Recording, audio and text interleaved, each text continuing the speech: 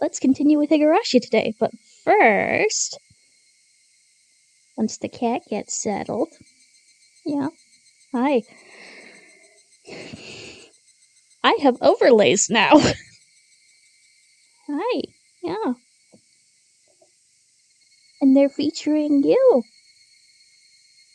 Isn't that nice? Yeah. So basically what happened was I realized in my last stream that I was slightly off center. And then it basically came down to, I was like, hey Marshy, can you do these things for me? Which, by the way, and she said she would try. And so yeah, now I'm in widescreen, which I did not realize was a thing I could do. Oof. But yeah, so we've got all of these are based off of things that the original drawings that I did. So we've got the starting. We've got the BRB, which I love. And the longer break. I've got a just chatting screen. Here's the ending screen. Yeah, she did a really nice job with everything. So she did the overlays, and I asked her for a logo, and she did a logo. It's really cool. And then if you scroll down on the page, you'll notice that the panels all match too. And yes, I did keep the joke credits thing where she was like, Marshy did everything. Because Marshy did everything. But yeah, no, it's great. I really love what she did. And that's what I mean by I accidentally fell into a rebrand. But yeah, we'll go back into the game real quick. Yeah, it just looks so much nicer now. And of course, right before I started, I moved everything into a nice little folder. And it was like, where are your assets? And I was like, oh no, I need to reload everything in. But yeah. So let us continue with the rough part of this chapter, where Satoko is going through some stuff because she's a child.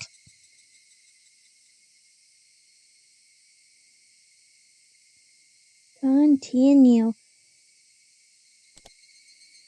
Yep, end of chapter 4. So I may be a little bit shorter than I initially planned because while I feel fine, I do think I'm getting a bit of a head cold. So we're just gonna go until I can't anymore, but I absolutely wanted to show off Marshy's work.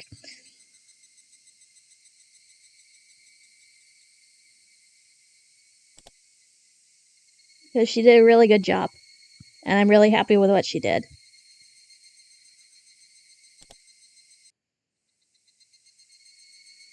Alright, continue.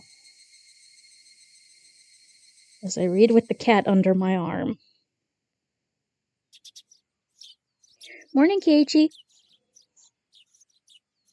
My. What time did you go to sleep? I did not sleep well last night at all. My mother could tell from a single glance. I had the worst dreams.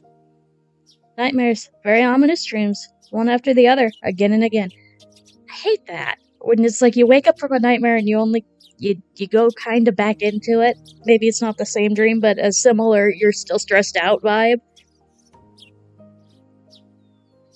I woke up after each one, but could never even remember a fraction of what they had been about.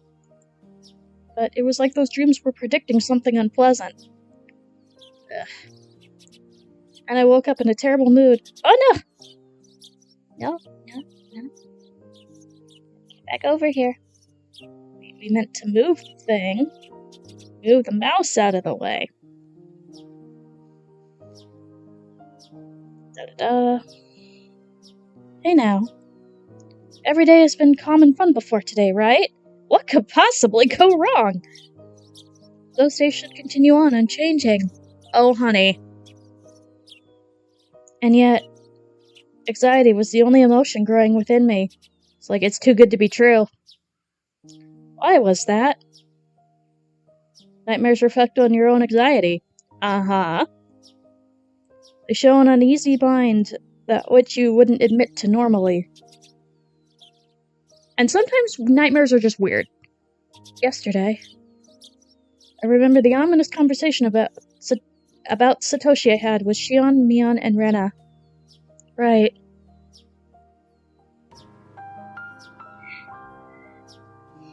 Hi, Jelly! Show love one, show love one, show love one, show love one, show love one, show love one, show love one, show love one, show love one, show love one, show love one.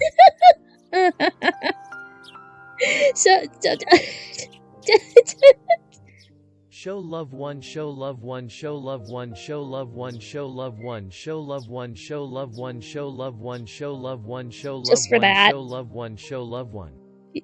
You absolute sweetheart. What are you doing? Show love one, show love one, show love one, show love one, show love one, show love one, show love one, show love one, show love one, show love one, show love one, show love one.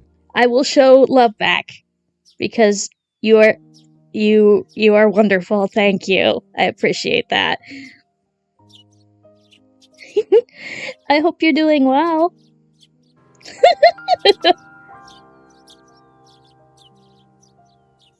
Show love one, show love one, show love one, show love one, show love one, show love one, show love one, show love one, show love one, show love one, show love one, show love one, show love one, show love one, show love one, show love one, show love one.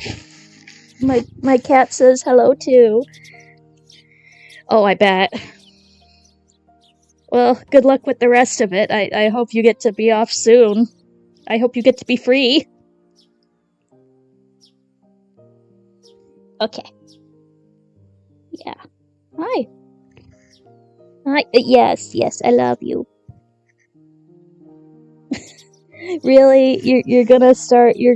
Okay. I wish I could free you. If I had the power, Deli, I would free you from this. Are you gonna settle, or are you gonna block my view so I can't read?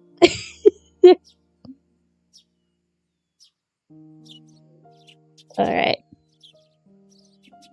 Nope, we're okay. But I can still sort of read. Okay, we're gonna do this with a cat in my face.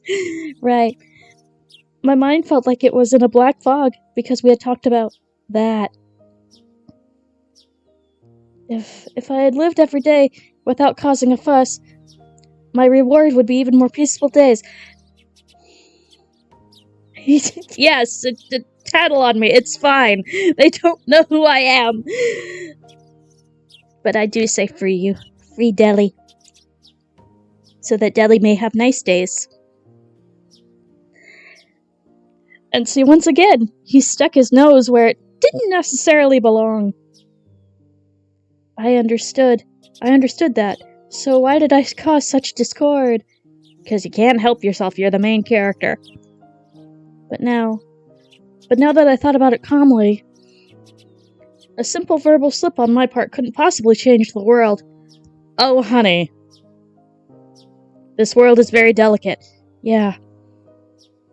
As long as I'm sorry for doing it, and never talk about it again, there's nothing anyone can blame me for, right? Besides, how would my fate possibly change, just because I talked about that? Oh, honey. Nothing was going to change. Everything was going to change. Yeah. Nothing would change. Nothing would change. Nothing would change. Ha ha ha ha. That's a creepy smile. If you're still half asleep, then go wash your face. I finally cheered up enough to smile, and Mom slapped me right back down. Now I was irritated again. There wasn't much time left before I had to meet up with Rena. I frantically started to get ready to go to school. Have a good day. Watch out for cars. There's barely any cars to watch out for. In Hinamizawa, anyway. I dashed out the front door. The morning air was far more refreshing than the water on my face. That's right, Keiichi Marabara. If you're sorry enough about it to reflect upon your mistakes, then that's enough. Now let's pull yourself together and go to school. And return to the fun, enjoyable days. Without child abuse! Where everyone laughs and plays and just has a good time. Oh, we have passed that part of the visual novel. I'll be nice to Satoko as an apology, too. Yeah. Wasn't I supposed to be your Nini until Satoshi got back? Good morning, Keiichi-kun. Rana, too, looked nothing like she had yesterday when she said that weird stuff. If I could only forget, then I could still act like nothing had happened. So I called out to her with all the energy I could muster. Hey! Morning, Rana. Early as usual today?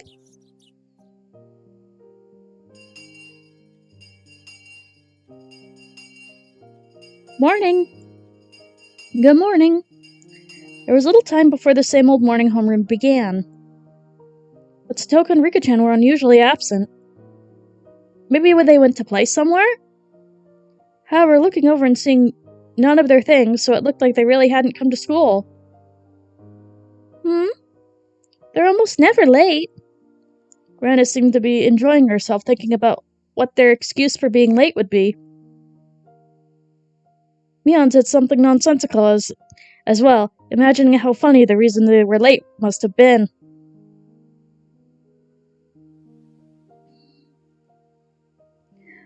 I'd only come to school to see their energetic faces since I figured it would get rid of these feelings I have.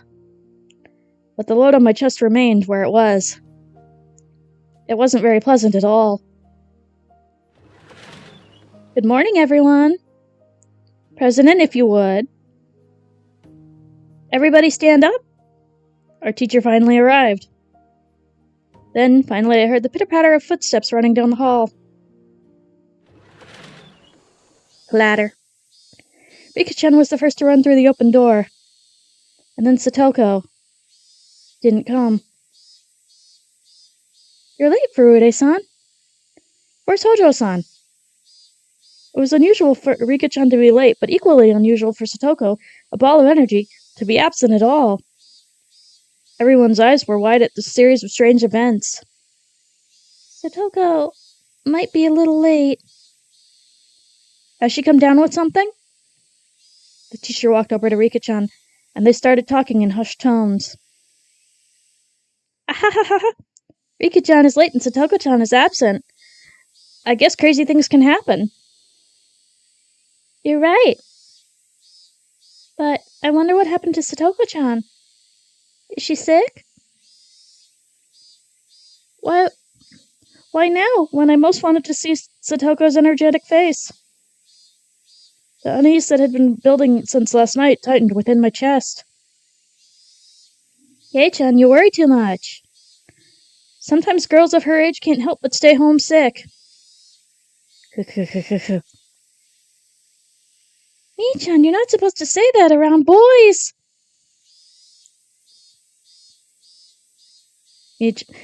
Mion laughed indecently. Normally I would laugh along with her, but right now I just didn't feel like it.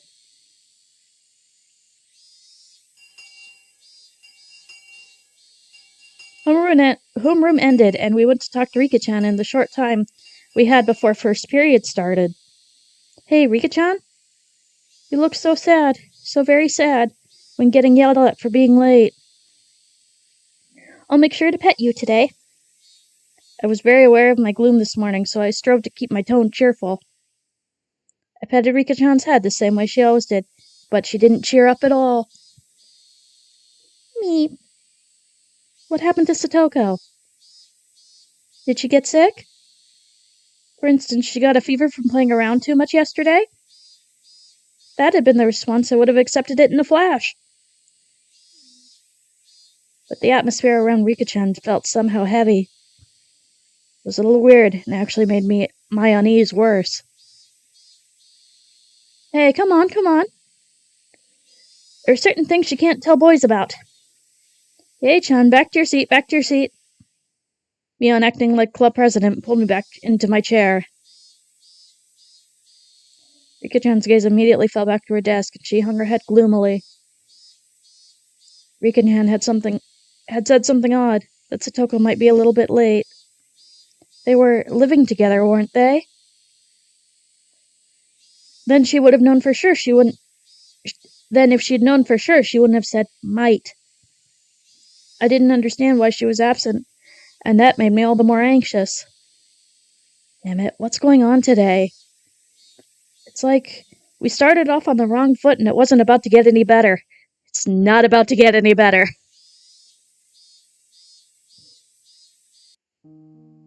What's the matter, Keiichi-kun?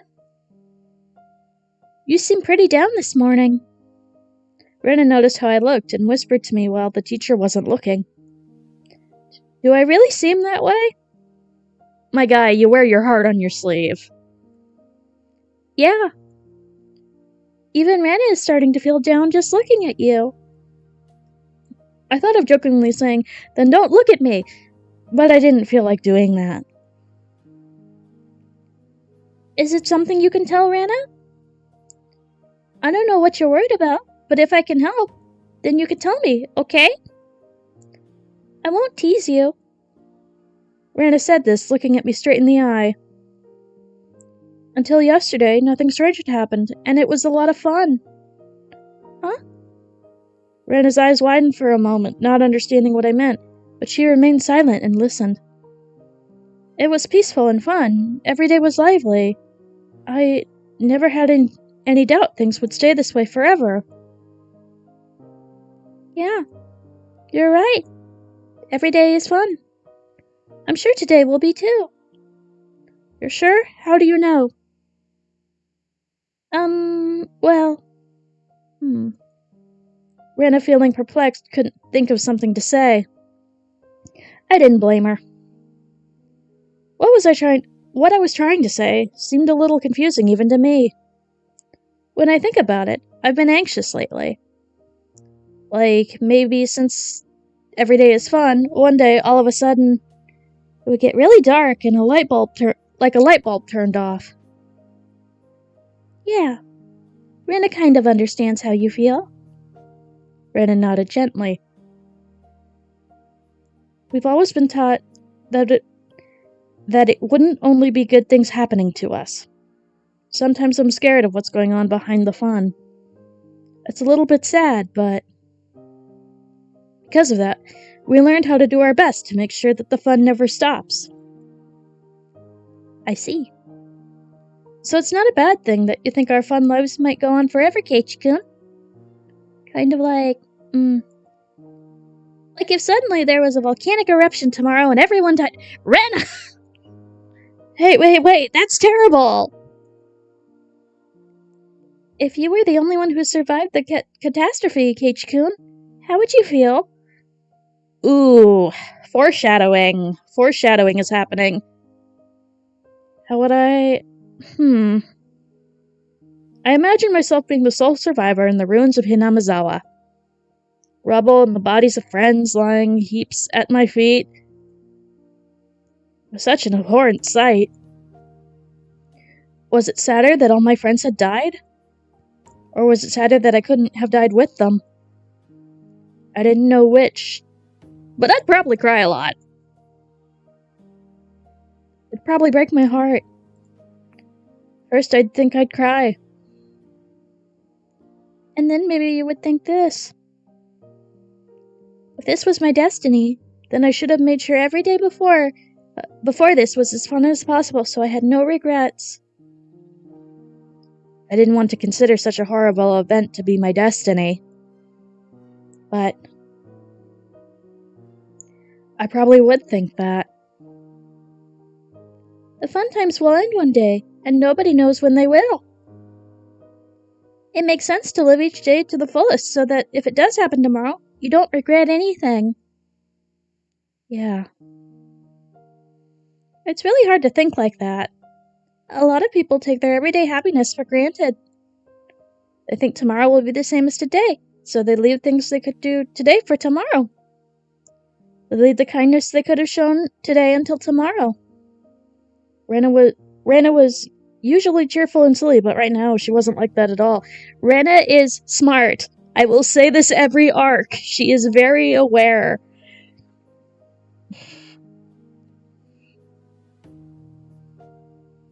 She was taking my troubles seriously. It was a little reassuring. But Keiichi-kun, you realized it. I think that this is a wonderful thing. So that unease you have, I think you should keep it close to your heart. Alright, I'm gonna open my water and take a sip.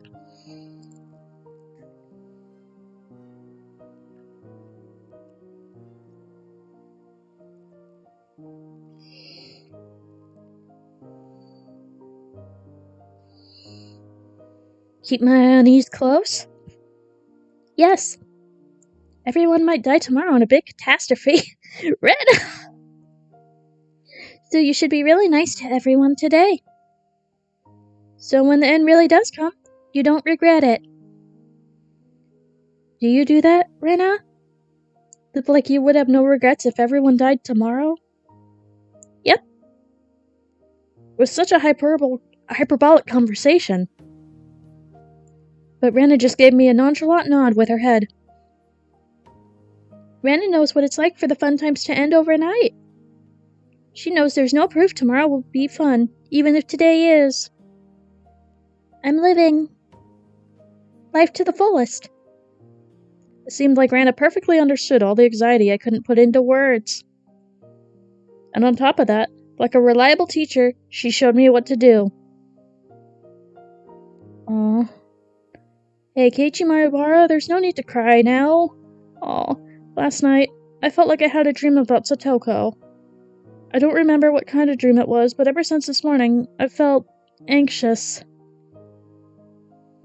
Because you thought seeing Satoko-chan's energetic face would cheer you up? She was right on the money. If everyone had been here with smiles on their faces this morning, then the murk of my heart would have surely been blown to smithereens. Then, if Satoko-chan arrives, you'll have to be nice to her. Actually, it's totally fine if you play with her, or if you play your usual pranks with each other. As long as you're having fun. Yeah, you're right. So even if those fun days came to an end, I'd have no regrets. I couldn't tell if what Rana told me had been comforting or just made me more anxious. But it was enough to make me think that if I saw Satoko again, I'd be honest with her.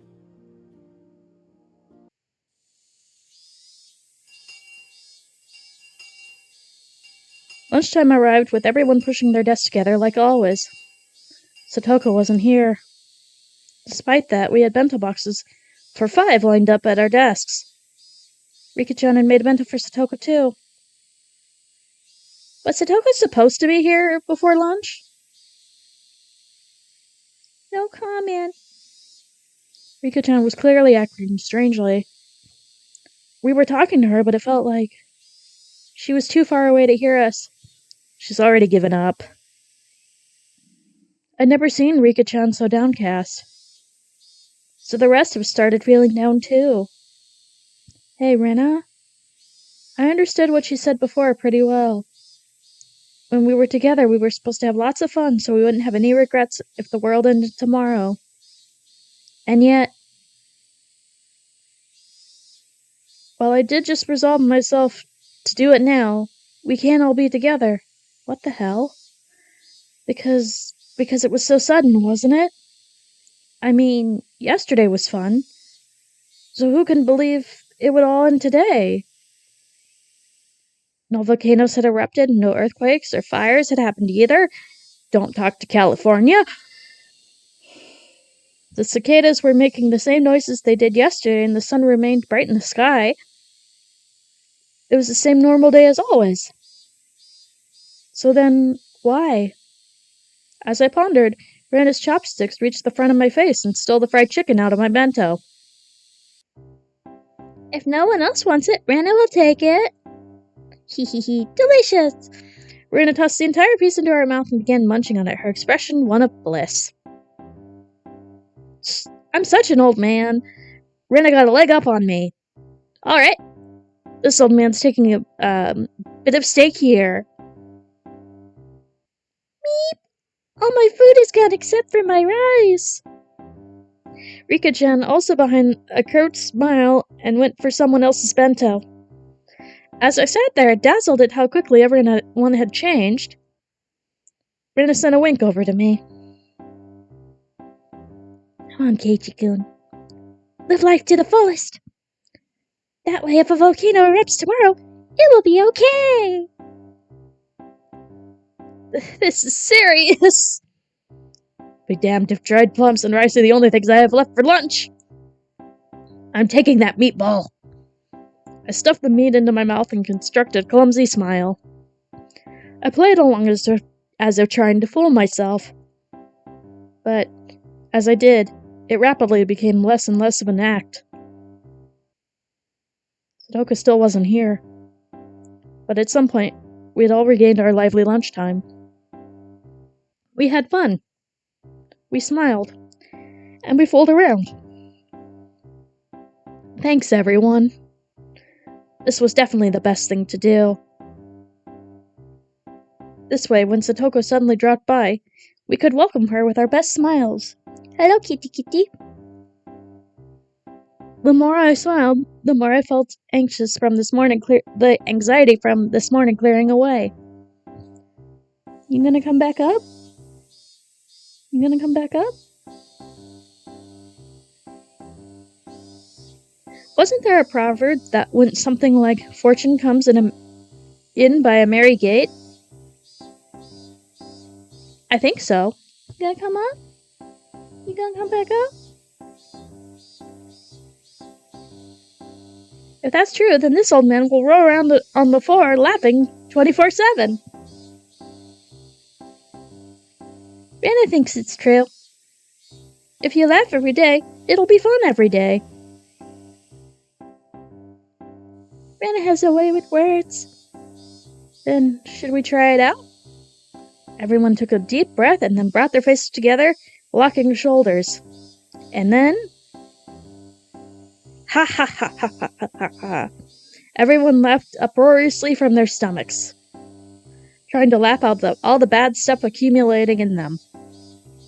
By the time our bento boxes were empty, everyone was right as rain.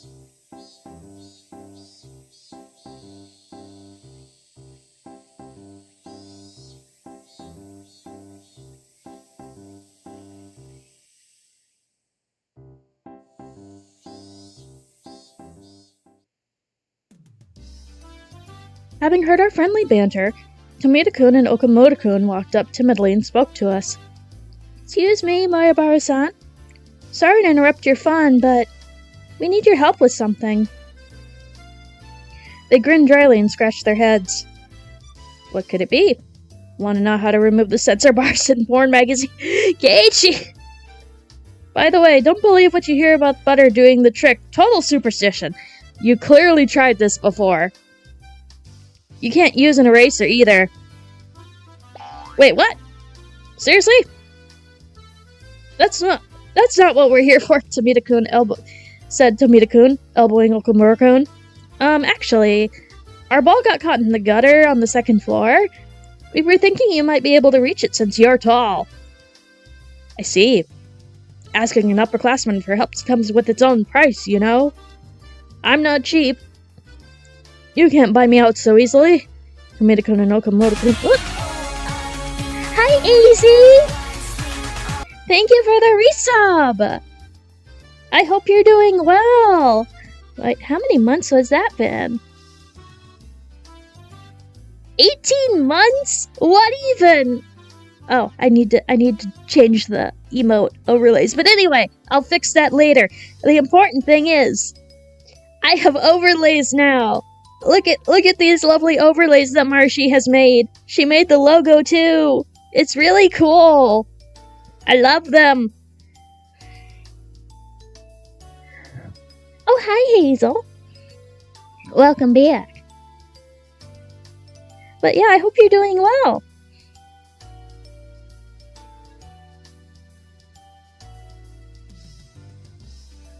Let's see, Tomita-kun and Okamoto-kun conversed for a short time. Then they gave their reply.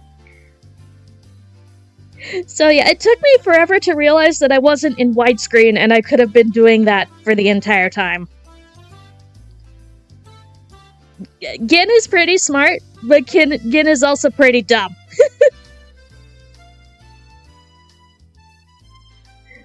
Yep, doing busily. Gotcha. Well, give me the right to take a nap during class, Maebara-san. How does that sound? What do you mean? I can sleep during class whenever I want. Why do I need your permission for it? Oh no, you can't. The next time you take a nap, we'll tell Sensei about it. Actually, that's a pretty good price. How sly. You little. Where did you learn to bargain like that? Probably Mion. It's Olive! Hi, Liv! Hi, everybody. I'm really glad to see you.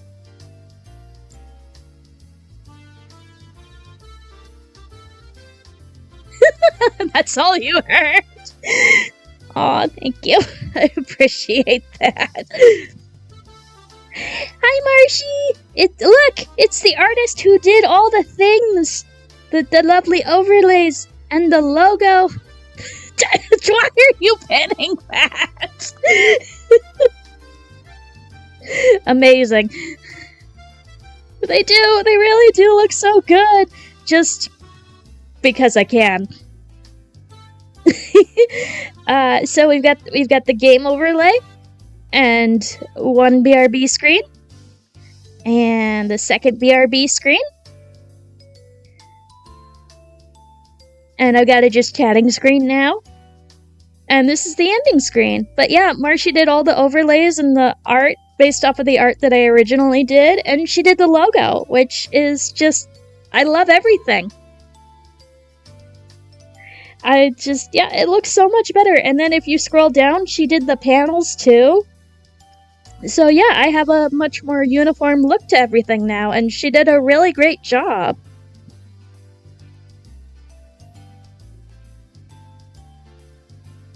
So that's what I mean by I stumbled into a rebrand arc. But yeah, she did a really great job with everything, and I'm super happy with all of it. It's like, I didn't plan to do a rebrand, but then we got to talking, and she heckin' hit it out of the park. As per usual, with everything else she's ever done for me. But yes.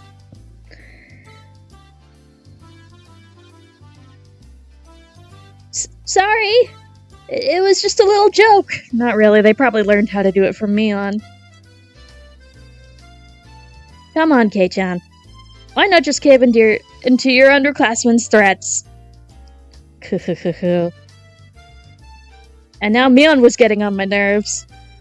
Suddenly it came to me, and I took Tomita-kun and Okamoto-kun's hand. Alright, I surrender. I'll get your ball for you, so give me all the rights to nap time. Huh? Oh, okay. Look, Mion. I now have the privilege. But you don't, do you? Oh no! Tomita-kun, Okamoto-kun. Tell on Mion as soon as she falls asleep. Got it? Yeah! Ran and Rika-chan began to cackle at Keiichi-kun's victory. I wasn't sure how the ball managed to get stuck up there, but it was planted firmly in the school building's second floor gutter.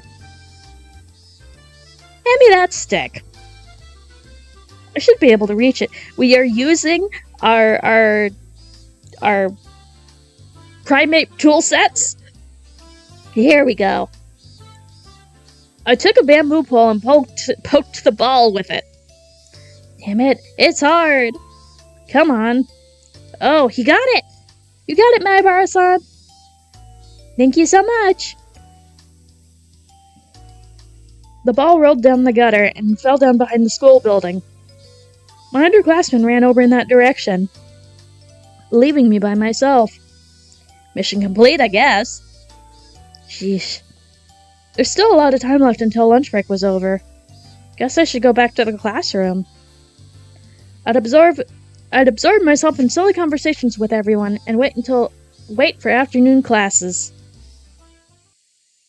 Just when I thought that, I turned towards the entrance. Someone suddenly called out to me. Hello there, Hi, Oishi. Sorry for bothering you during your lunch break. What do you want now?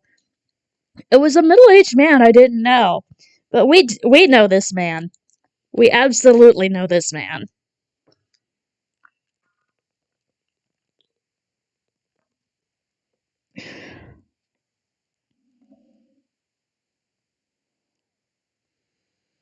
Or maybe I'd passed him by a few times and I'd seen his face, but I didn't know him. When his half smile deepened with something within me shuddered with fear. There was no basis for that. No reason. Keiichi, we know who this man is and what this means. This means the plot is coming. But I shuddered. I was somewhat confused about all those emotions, not quite understanding them myself. There was one thing I could say, though. Nobody but teachers and students would be at school. Hi, Dusty! How you doing? This person shouldn't have been here. I felt less of a tremble and more of a sense of dread. I know, right?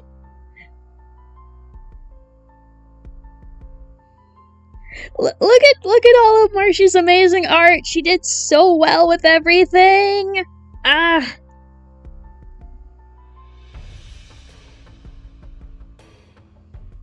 We love Marshy's art on this channel because she basically made the channel. And more of a sense of dread, like a brilliantly colored, poisonous caterpillar crawling across my forehead. A feeling of disgust that neither itchy nor gross could describe as the frizzly, dreadful hair rubbed against my brow. It really does! Hi, Doc! Interesting metaphor here with the caterpillar. I didn't even want to see his face. You've never met this man. But I'm assuming past memories of past arcs are creeping up on you right now. I wanted to jump backwards and run away. An unpleasant feeling, for which I didn't even know the cause. The other side of myself had nothing but questions. We're in the middle of Arc 3, which is Satoko's story, and so it's gonna get rough, but hopefully we can get through a lot of it. Hey, what are you doing? What are you disgusted by? This is the first time you've met him. This isn't the first time we've met him. It's rude to hate someone for no reason. I mean, this is true. No answers were coming. I held my silence, waiting for a damp sweat running down my forehead. When he saw that, Oishi thought maybe he was being intimidating and gave it a relaxed smile. What?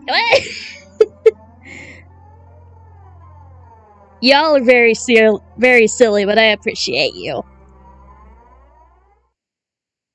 Oh, please excuse me.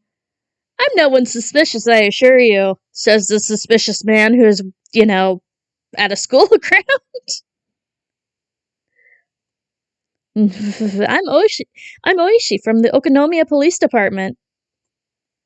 Wait, where did I put my card? Huh? What? This is... What? He fished through various pockets and finally found his police ID, showed it to me, grinning dryly. Yes, will do. Thank you, Dusty.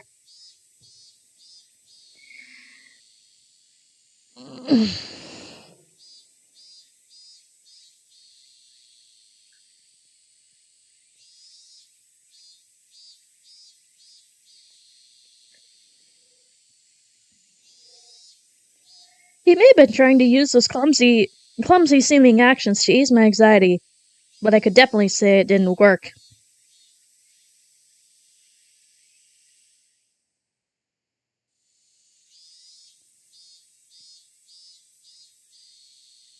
Why was I this nervous?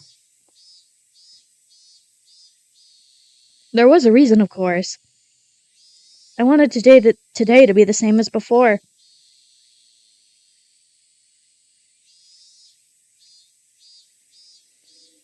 Then today didn't need someone who hadn't been here back then. Today didn't need the police involved.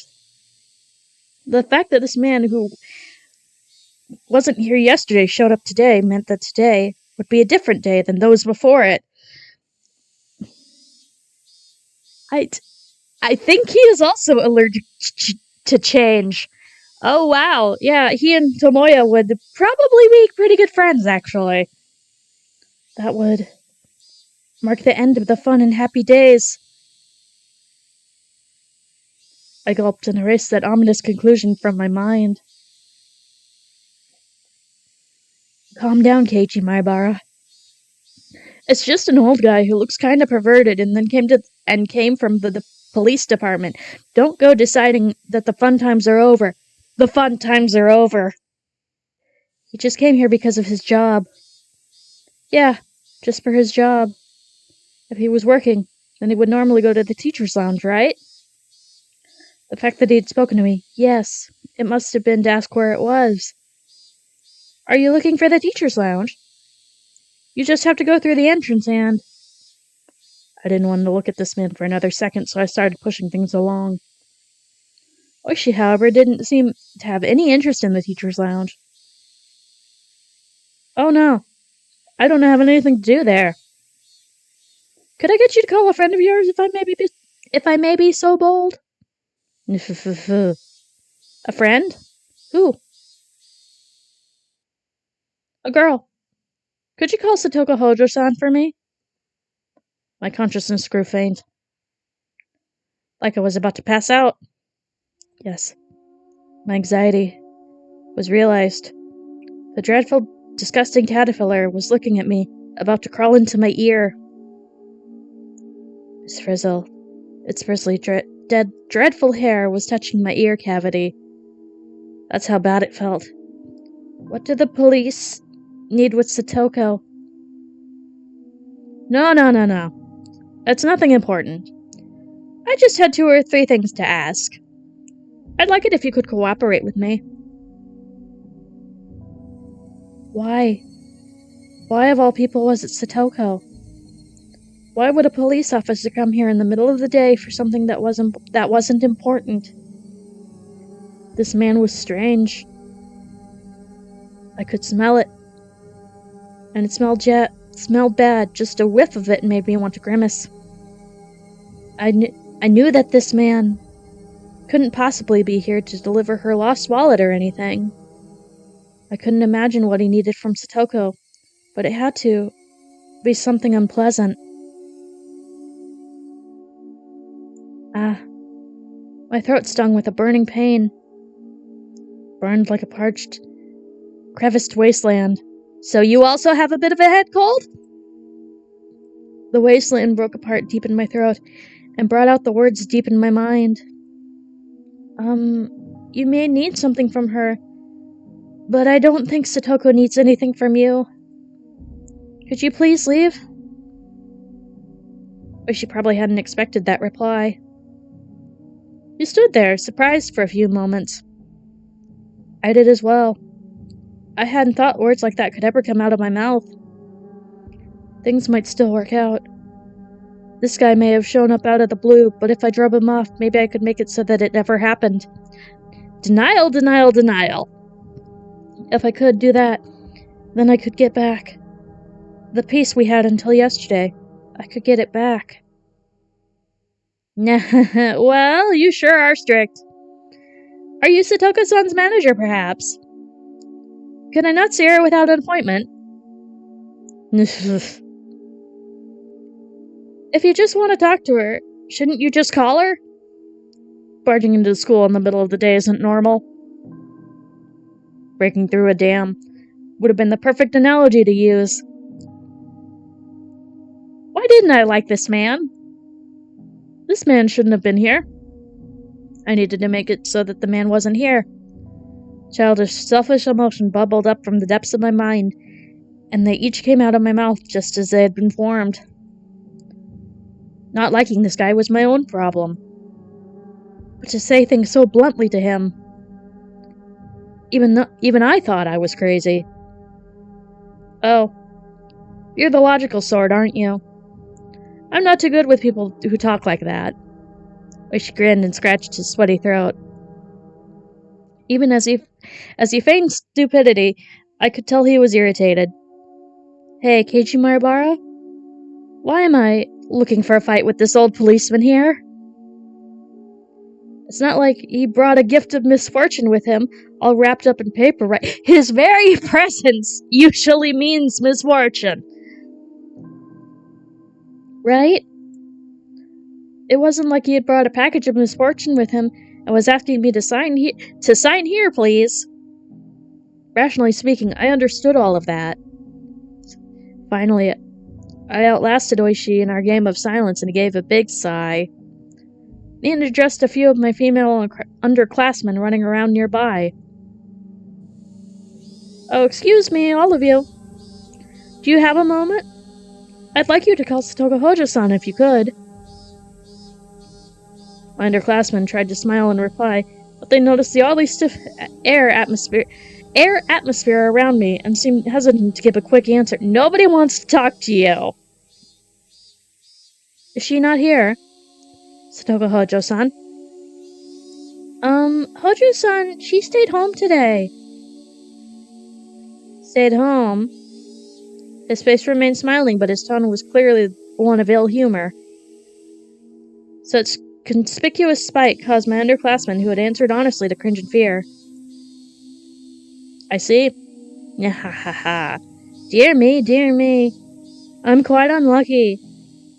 He was smiling broadly, but the way he laughed didn't make me feel any better at all. When he noticed that his laughter wasn't getting anyone else to laugh with him, he immediately stopped. So, you girls, could you tell me the name of this boy here? He grabbed one of the girls by the shoulder so they wouldn't run away, and crouched down to address them at eye level. Stop being creepy to underage girls. The girls flinched away from the sharp, piercing light in his eyes. And in exchange for their release, they didn't resist when they told him my name. I see. Keiichi Maribara-san, is that it? He said my full name.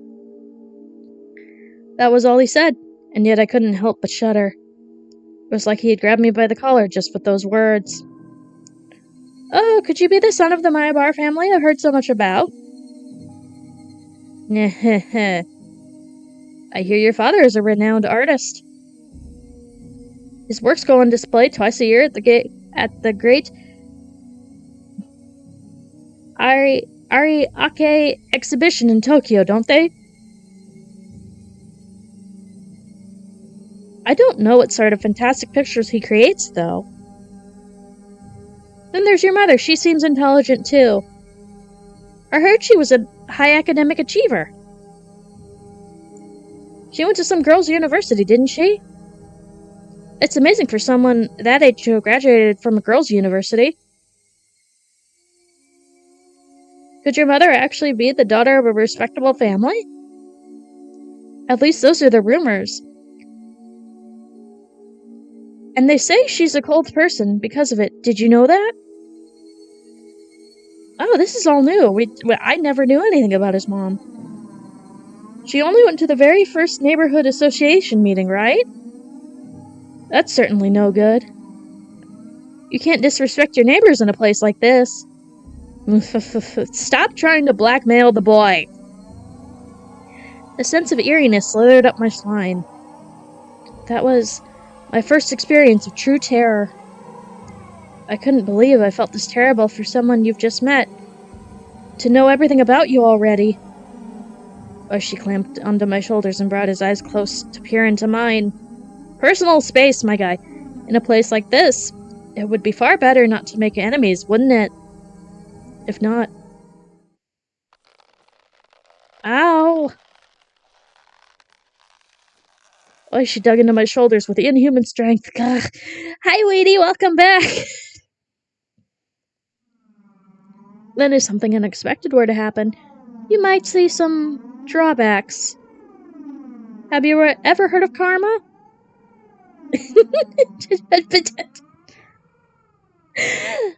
Y'all are very silly, but I appreciate you. It's like how a butterfly flapping its wings can cause a tornado. Blah, blah. Grudges born in strange places could come back to you in ways you wouldn't believe. You wouldn't like that, would you? Oh, will do. Thank you, Edie. Yeah, I know. I had to unshrimp Kitty. You go back to sleep, right? Right at arm's length she is. Oh, ad time. How much ad time do you want, Weedy? Okay, I'm guessing that means all of it, given that response. Alright, but we'll get through. Nobody wants to have a grudge held against them. There's nothing positive about making enemies. Yeah, we'll call it here and do the thing. And compliments for Weedy, who is great and just really fun. And I've been loving that you've been sharing a lot of your Switch things with me, because it's been really fun to be like, oh, look at that case. I really like that case. Or the games you've been getting. I really hope you enjoy Arceus, because it's a game I really like. And I hope your luck continues. I really do. Hi, Nero! Alright, hold on. Let me get the quick...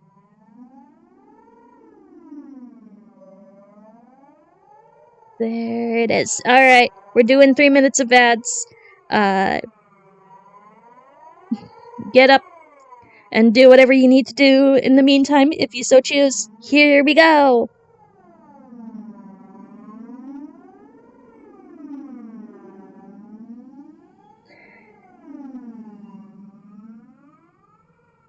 Alright.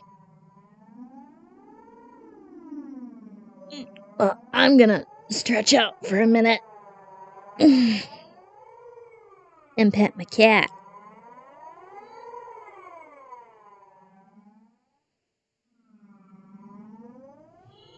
And probably do another sip.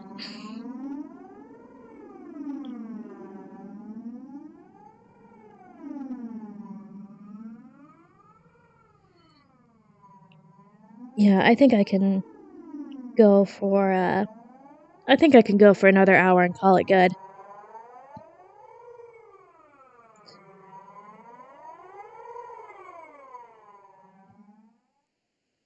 Let's see here.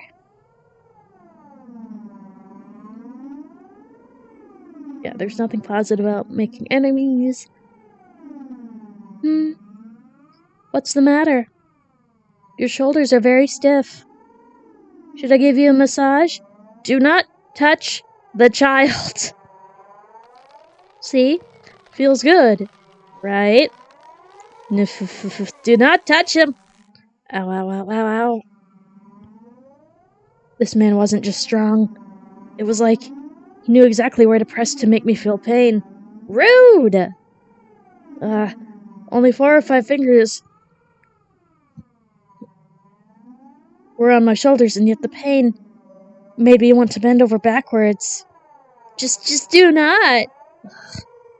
A few of the girls from my class were pretty shaken up, but didn't seem to want to help me.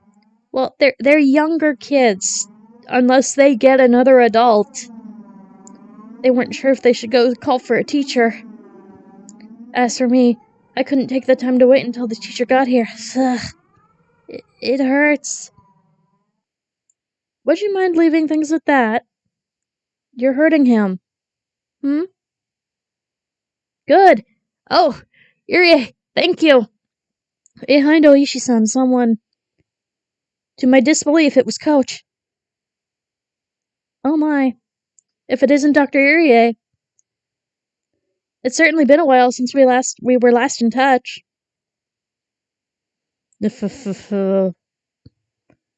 Discomforted by Coach's sudden appearance, Oishi-san laughed scornfully. The voice on my shoulders, however, remained as strong as ever.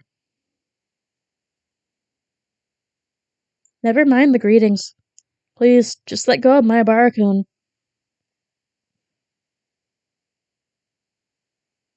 Yeah, I will hold the grudge against you. Oishi-san smiled daringly and glared straight at Coach. Alright, ads are over. For those of you who missed it, we have, Irie showed up to be like, hey, stop hurting the child, which, okay, cool, you're being an actual reasonable adult.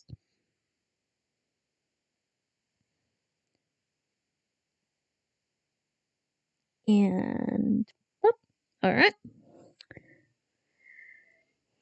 He didn't release me in the meantime, of course. I was just thinking of stopping by your place later, Doctor. You always seem so busy and we can never have a good chat. Yes. If you want, I'll chat with you all you like. But please, be sure to have a warrant first. After all, otherwise, I can refuse to go voluntarily into questioning. Coach didn't display a shred of the weird behavior he'd shown at the baseball game and the barbecue. He is actually being a responsible adult. He stared steadily at Oishi and fought so that he would release me. His chances were terribly bad, of course. Compared to the relaxed Oishi, Coach seemed like he was being defeated mentally, but dang it, he's trying. It made sense. Coach had somewhat narrow stature, but Oishi's body was packed with muscle. It wasn't even a contest. But Coach was fighting for me, without taking a step back. Beads of sweat formed on his face. And though he paled, he was fighting for my sake. Nyahahaha. Suddenly Oishi laughed and let go of my shoulders. My body exhausted, I fell right onto my backside. My Barakun, are you alright? Ugh, damn it, ow. I rubbed my shoulders where she had latched onto them. The pain from falling over went away quickly, but this pain was lingering. Are you alright, my Barakun? This is terrible. Shit, ow, ow, ow. I was just giving him a little massage. My Bar-san, aren't you over-exaggerating a bit? No. Boys have got to learn to man up. Screw you, Oishi-san. I wanted to retort, but I couldn't think of anything witty other than screw you, Oishi-san. Can you lift your shoulders? Are they in pain? If you're really hurt, then you should have a proper checkup. Let's just go to the nurse's office. Coach lent me his shoulder and walked beside me. What an exaggeration. I'd be the last person to do any sort of permanent damage. Right? I'm still an active police officer, you know.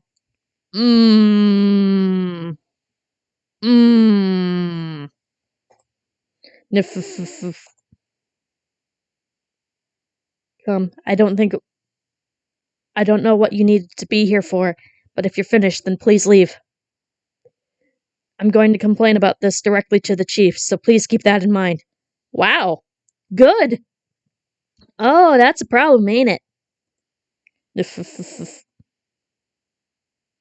Oishi-san waved his hand sarcastically, pivoted around and headed to the car parked by the school gates. And without looking back, he got in and started the engine. Leave! Damn it. Who the hell was he? Damn it. He's a detective named Kurado Oishi. You know, I don't think we have ever gotten his first name. And a hooligan. Everyone in the village hates him. Old man hooligan. Mayabara-san, you should be careful too. Kurado Oishi. Just like I thought. My gut instinct wasn't wrong. He would be the one to bring unhappiness, misfortune, something that would ruin our peace. Shit, I won't accept it. All these fun days can't possibly end because some guy like him showed up. Well, technically 2 guys like him showed up. I won't accept it. Coach seemed to be familiar with the school, so he brought me to the nurse's office without much trouble. The girls from my class came along as well, looking worried. Our teacher and principal, having noticed the disturbance, came to see what was the matter. Mayabara-kun, what's wrong? Are you hurt? Well, there was this weird man in the schoolyard just now, and Mayabara-san... Coach gently interrupted the girls, trying to explain. No, it looks like he just fell and twisted something. I think he's alright, but I wanted to make sure. If it's fine with you, I'll borrow the nurse's office for a bit. Yeah, why are you hiding the fact that the police came? Please do, Dr. Irie. The principal gave him a deep bow. It looked like Coach was acquainted with the adults at the school. He slid open the door to the nurse's office, but there wasn't a nurse there or anything. I'd figured. I'd never seen anyone but Chie-sensei and the principal working here. It was a party of 2. Coach didn't seem to mind the fact that there was no nurses and quickly made his way to the nurse's office. He instructed me to sit down and started washing his hands in the sink. Oh, I get it. He's the coach for the boys' baseball team. He must be pretty used to treating wounds with first aid. Could you show me where it was? Are you still in pain? No, it doesn't hurt at all anymore. I'm fine, really. I rolled up my shirt and showed him my shoulder. No bruise, not even nail marks. And yet it hurt so much that I thought my shoulders would be crushed. Even the pain had disappeared without a trace. You will probably still get bruises tomorrow, though. It hurt so much, but there wasn't a single bruise. Yet. It just means he's used to doing that. Used to it, huh? The next time you meet, don't provoke him. Nothing good will come of making him angry. If you go home with a uniformed policeman by your side, your family wouldn't like that, would they? Well, you're right. Still, what happened? Why did you end up in a fight with him? Oh, no! Thank you, Liv! Did it... Okay, it looks like I'm okay. Hold on. Let me double check that. Let me double check that. Oh, nope, there it is. There it is. Yep, there it is.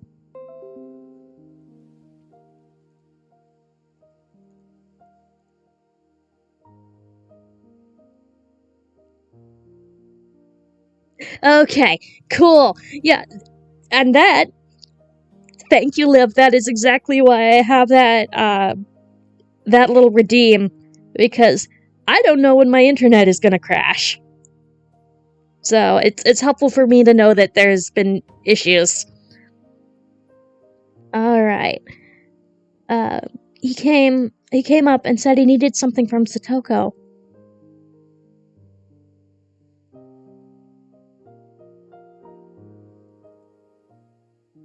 Huh? Satoko-chan. Coach's gaze lowered and his expression clouded a bit. Somehow that gesture seemed to be saying Oishi-san was bound to come to Satoko. And did. And it was no laughing matter. Yeah, I don't know. I don't know why TikTok is like that, Dusty. I know. I understand. I also prefer dark mode in most things. Coach fell silent in thought. Quietly, he took a compress out of the first aid kit and put it on me. Does he still plan on clinging to Satoko-chan? Thank you for the lurk, Liv. Yeah, go get foods. He's a persistent man, I'll give him that. Like a snake. Coach mumbled to himself. Cling? Does that Oshi guy go to Satoko's place a lot? Coach didn't answer, but the lack of denial served well enough. What on earth did the policeman, probably a detective or something, need from Satoko? What mistake had led to a detective to cling to the sweetly smiling Satoko? Maibara-san? Oh, right. You just moved here, didn't you? Yes. I did, but... Have you heard anything about... Yoshiro-sama's curse and about Satoko-chan? Well, I know a few things about it, certainly. Satoko's parents were damn proponents.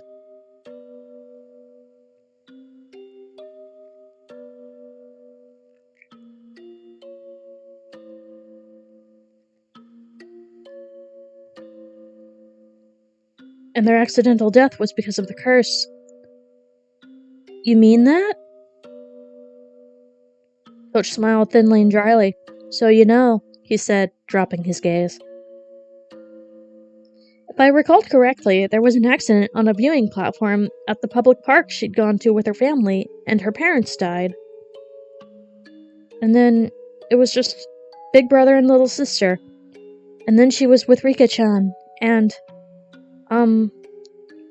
when they lost their parents, Satoko-chan and her brother Satoshi-kun were given to their uncle and his wife to care for them. Oh, is that so? Their parents died in an accident and Satoshi ran away, leaving only Satoko to start living with Rika-chan. I'd known that much, but this was the first time I'd heard they'd been brought to their aunt and uncle. Their uncle was Satoko-chan's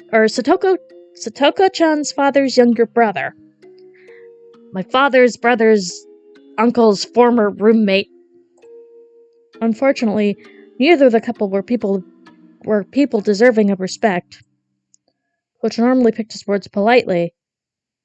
So when he came out and said they didn't deserve respect, it really made me wonder what kind of people they were. Terrible people! As soon as Satoko-chan's parents came out in support of the dam, their uncle and aunt took on a lot of shame in the village as well. They would never have welcomed Satoko-chan and Satoshi-kun. I've heard that for the siblings, it was a very rough life. Bit by bit, Coach told me about the numerous agonies the Hojo siblings had suffered at their uncle's house. As their guardians, their aunt and uncle sucked up everything belonging to their immediate family. Satoko and Satoshi were crammed into a small room, and their lives were laden with things that were miserable for both their minds and bodies. In the first place, since apparently their aunt and uncle weren't on good terms, there was no end to their fighting. And if in revenge for that, whenever they saw Satoko or Satoshi's face, they would always find fault with them, scold them, yell at them, strike them, take away meals as punishment, abuse them. I still shudder to think about it. You've never known any Satoko, but the energetic and healthy one now, so you probably couldn't imagine her face being so deathly pale, a girl always standing dazed in the shade of trees. I couldn't imagine it, and I didn't want to. That was how I honestly felt. But at the very least, Satoko wasn't like that anymore. She may have had a miserable life in the past, but it was different now. Something happened to change that life.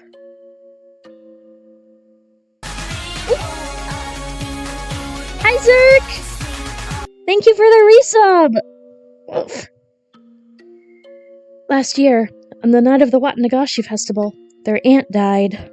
Yep, we're getting into the spooky part. She was beaten to death with a baseball bat by a drug addict. Rumors spread of the curse having killed the enemy of the village the night of the festival. Hi, Zerk! Hugs for you, too! This death wasn't a simple homicide either. They whispered that it was actually Oyashiro-sama's curse. A few days later, the deviant arrested for drug use confessed to further offenses, and the incident was resolved. However, though it was resolved, no one knew whether the part of it being Oyashiro-sama's curse was true or not. Their uncle is part of Hinamizawa, after all. He apparently grew incredibly frightened of Oyashiro-sama's curse and went into hiding. Yep, we are in the spooky parts. From what I've heard, he's staying with a lover somewhere in Okonomiya. And Satoka and Satoshi, were they released? Their aunt died, and their uncle fled. There was nobody left to torment the siblings then, but... As if picking up their torch, that man started showing up with alarming tenacity. That man? Coach lowered his voice just a bit as being aware of his surroundings. I mean Oishi. Oishi. The guy from before. The events that just occurred came back to me. The hard-to-describe ominous sensation I'd felt from him came back to me. He's a little strange. The chain of incidents surrounding Oyashiro-sama's curse have all been solved, and yet he alone doesn't want to accept this. Accept it? The incidents were all solved, and a detective supposedly with the police department didn't accept that? People say that something bad will surely happen to those he gets close to. In Hinamizawa, what? They think Oyashiro-sama's Kei-chan? Okay, that's why it cut off on me. I was like, why? Let me finish reading the sentence.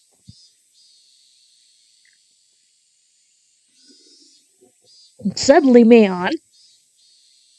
The door flew open with a rattle and Mion came rushing in. Ren and Rika-chan came running in a few steps behind her, and then Tomita-kun and Okamoto-kun and a few more of our classmates. Kei-chan, did Oishi-san do something to you? Are you hurt? Calm down, Mion-san. He's not injured. I only gave him a compress just in case. Ichi-kun, are you really okay? Okay. Everyone was saying stuff about how you were being strangled. Calm down, Rena. Oh, telephone. He just squeezed my shoulders really hard. See, there's not even a bruise. Me. Jeez, what the heck were you all doing? We're friends, right? Why were you just standing around? Why didn't you help Kei-chan? We're sorry, President. Mion yelled at her classmates, baring her fangs. Tomita-kun and the others hung their heads in silence. Quit it, Mion. Tomita-kun and the others weren't even there. Stop blaming them. Damn it. Oishi. Mion kicked the floor with her heels a few times, her temper running hot. Our teacher, overhearing the commotion, arrived as well. Hey, come on, everyone. Don't make so much noise in the nurse's office. President, take everyone and leave, please. Come on, everyone. Let's get going. Keiichi-kun is fine. You too, Mi-chan. Mion was letting her emotions get the best of her, so Rena stepped in instead and led everyone out of the nurse's office. The detective from Okonomiya Station, Kurata Oishi. It looked like the first impression I'd gotten from him hadn't been mistaken. Satoko's absence had amplified the vague apprehensions I'd felt since yesterday, and Oishi's appearance basically sealed the deal. All right, I'll get going. I originally came here for Chie-sensei. Ah, so you had something to do here. Sorry for causing you trouble. Don't be so humble, he said, smiling easily. There was a side benefit to all this. I was lucky enough to explain so much of your soft... I experienced so much of your soft, silky skin, my Barakun. Sir? Afu. With the usual, for Coach anyway, parting words, he instead continued. Please excuse me. You weren't wounded badly, but please avoid putting pressure on your shoulders or anything along those lines. If you get a high fever or it starts to swell, contact me right away, okay? I don't think it'll happen, though. Oh, that's right, Coach. Before everyone came in, you were going to say something. Yeah, stranger danger from the policeman. About what people think Oishi-san is to Oyashiro-sama. As he was about to leave the nurse's office, Coach placed a hand on the door and stopped. Right. They think he's Oyashiro-sama's servant. Okay.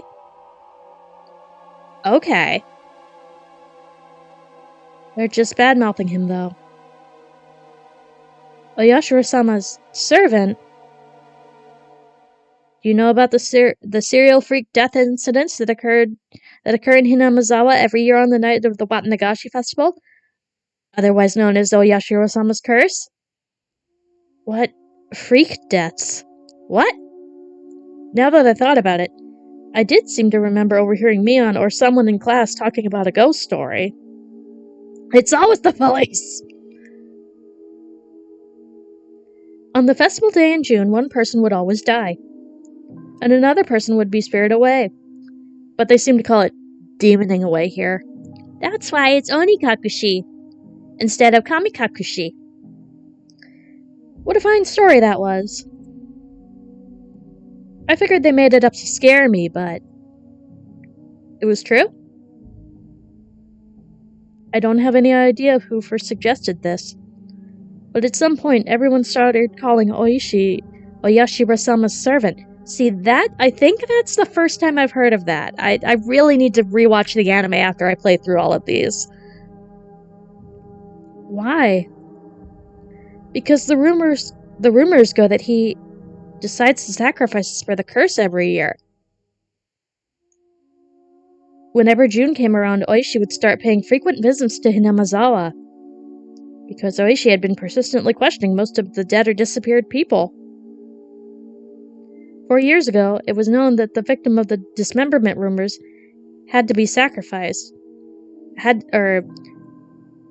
The dismembered rumors to be the sacrifice had been seeing Oishi's numerous times before leading up to the incident. Okay, I'm pretty sure all of this is new information to me.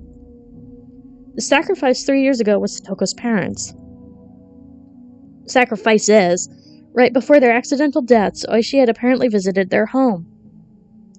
The one who disappeared 2 years ago was Rika-chan's mother.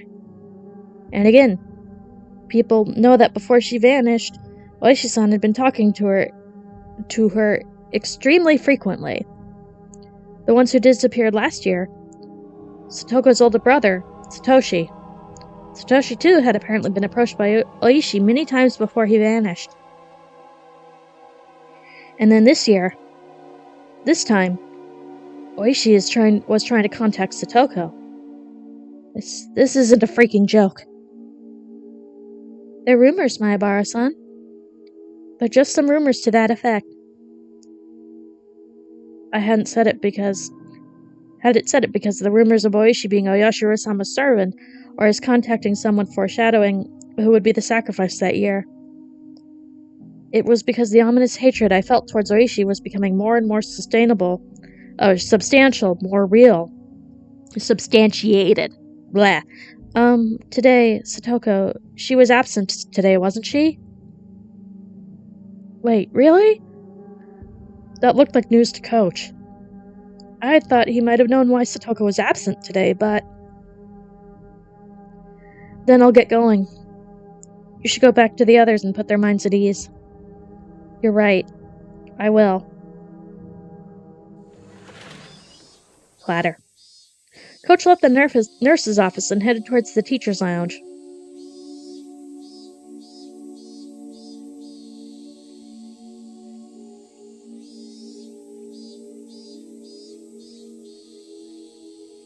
Okay. Is that another break, or are we at the end of the chapter? Oh, new tips.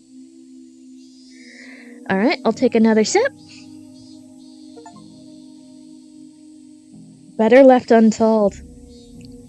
Oh, yeah, because we got the ball. View new tips.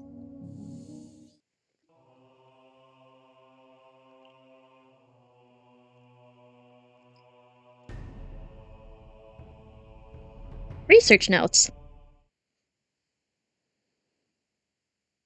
The Hojo family. Every year, Oyashiro-sama's curse claims 2 victims.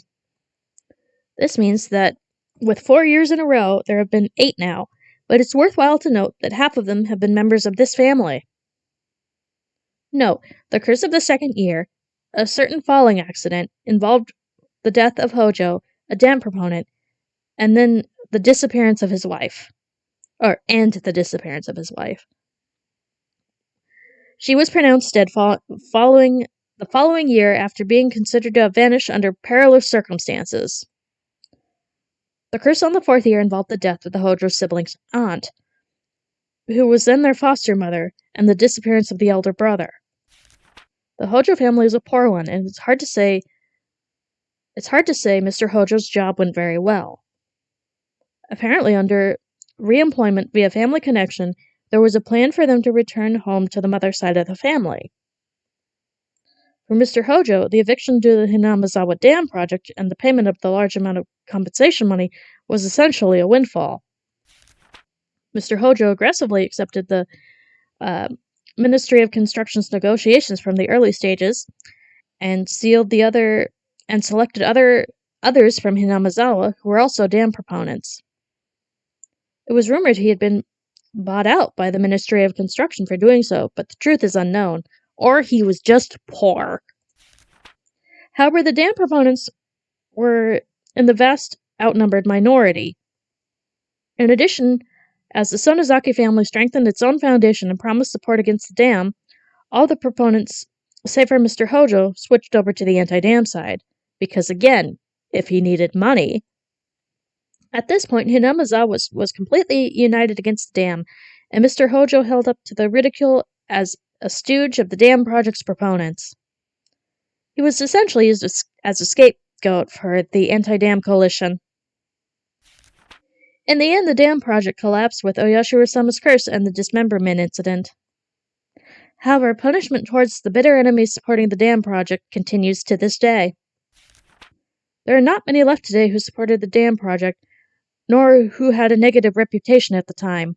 Except, if there were any candidates left for the curse, it is the husband of the housewife, who was beaten to death last year, Teppei Hojo, and Mr. Hojo's daughter, Satoko Hojo. Strangely, these two are the only candidates left. Will this year's curse come down to the two of them? There's more than enough value in observing them both.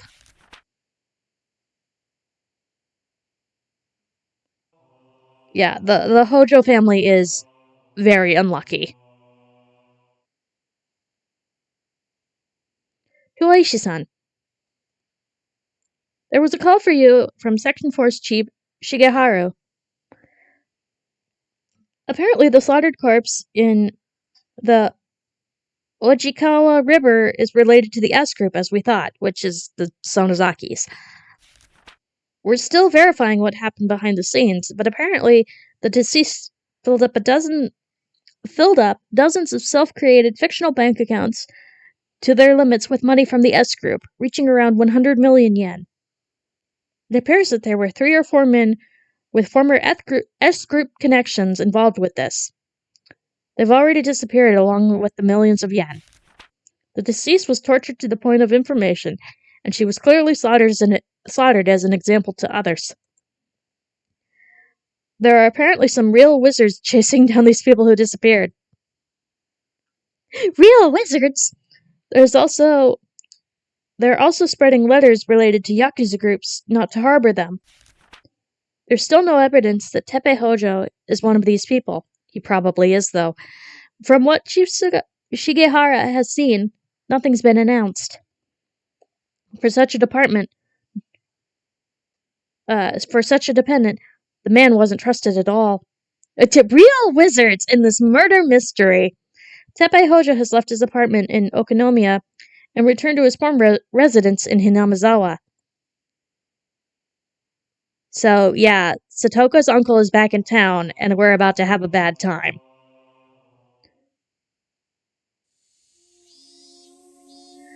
Alright, let's save. Yep, into chapter 5. And let's see how far we can get in the next half an hour.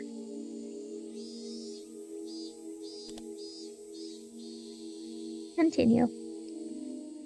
Because incidentally, I'd rather just get this started. Is Hojo-san staying home today too? Furude-san, do you know anything? The teacher's voice wasn't critical, but Rika-chan hung her head, unable to answer, and I felt really bad for her. Yes, it's just...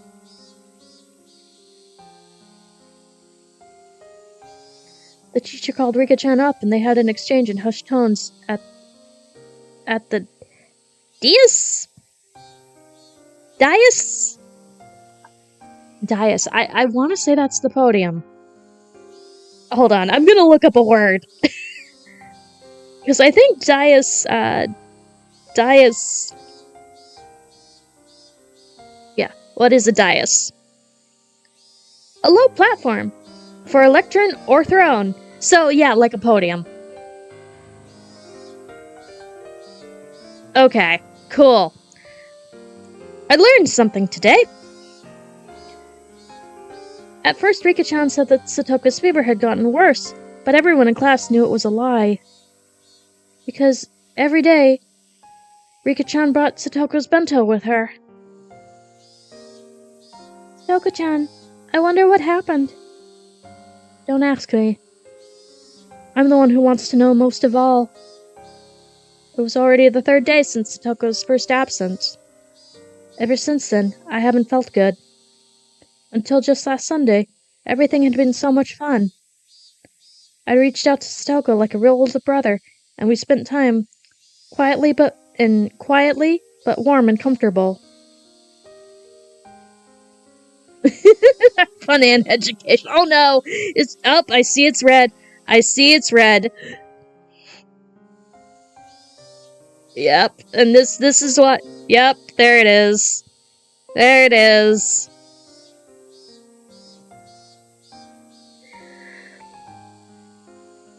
Did we reconnect? Are we back? Well, yay, okay, thank you, Edie.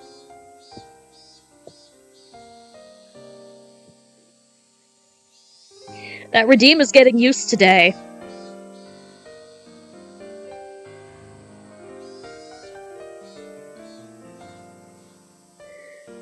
Yep, but warm and comfortable. So why had it suddenly been flipped over? The more I thought about it, the more I thought that the world had taken a turn for the worse ever since Oishi arrived.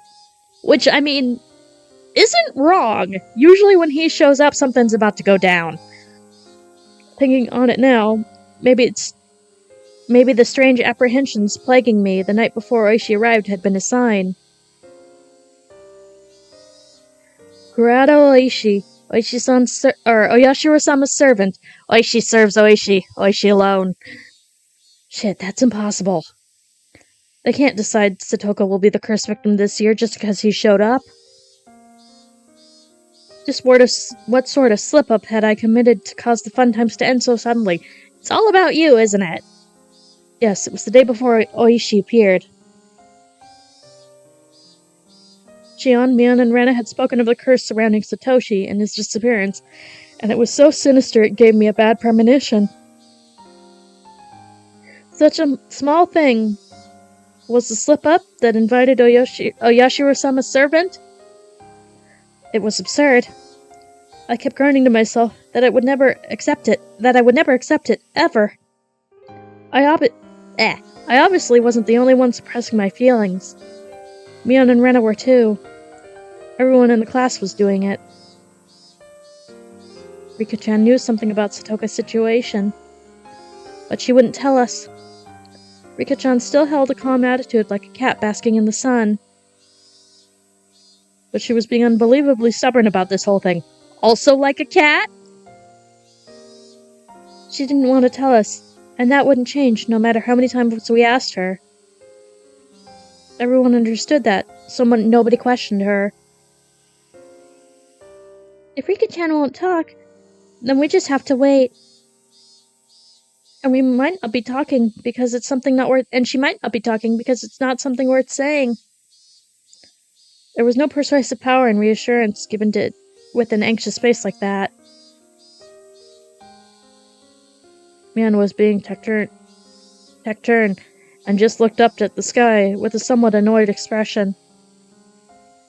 I couldn't tell if she was unhappy that Rika-chan wouldn't talk about it with her own friends, or if she was concerned over Satoko's well-being. Probably a little bit of both, honestly. And what about me? My anxiety was suffocating me day after day. If someone else were looking at me, then maybe I'd look as annoyed as Mion did. Tap tap. Someone tapped my shoulder. It was Tomita-kun and Okamoto-kun. Hi, Bara-san? Do you have a minute? Did your ball get stuck again? You guys have to get it yourselves this time. I learned far too much by getting the ball last time. Don't rely on older kids for everything. I didn't feel like going along with them, so I was a little unsympathetic with my response. We heard a little interesting rumor. A rumor? Yeah. I just thought it might have something to do with that. A rumor? About Satoko? They hadn't said that, but it didn't seem unrelated. They didn't want to talk about it in the classroom, so they pulled me over behind the school building, leading further credence to that thought. The back of the school was damp and humid like always. Students didn't really come here because they wanted to. It might, however, just been the ideal location for trading rumors away from prying eyes. Tomita-kun, Okamoto-kun. These rumors, they're about why Satoko is absent, right? We don't know if it has something to do with it, though. Or maybe... What on earth happened to Satoko? Is she sick? Or could she be, really sick? Or injured or something? No, actually, it's the opposite. I heard my grandma saying that she came to buy tofu at our shop yesterday. Oh, Tomita's family runs a tofu shop, added Okamoto-kun. She went shopping? To buy some tofu? My voice sounded stupefied, even I can tell. It was understandable.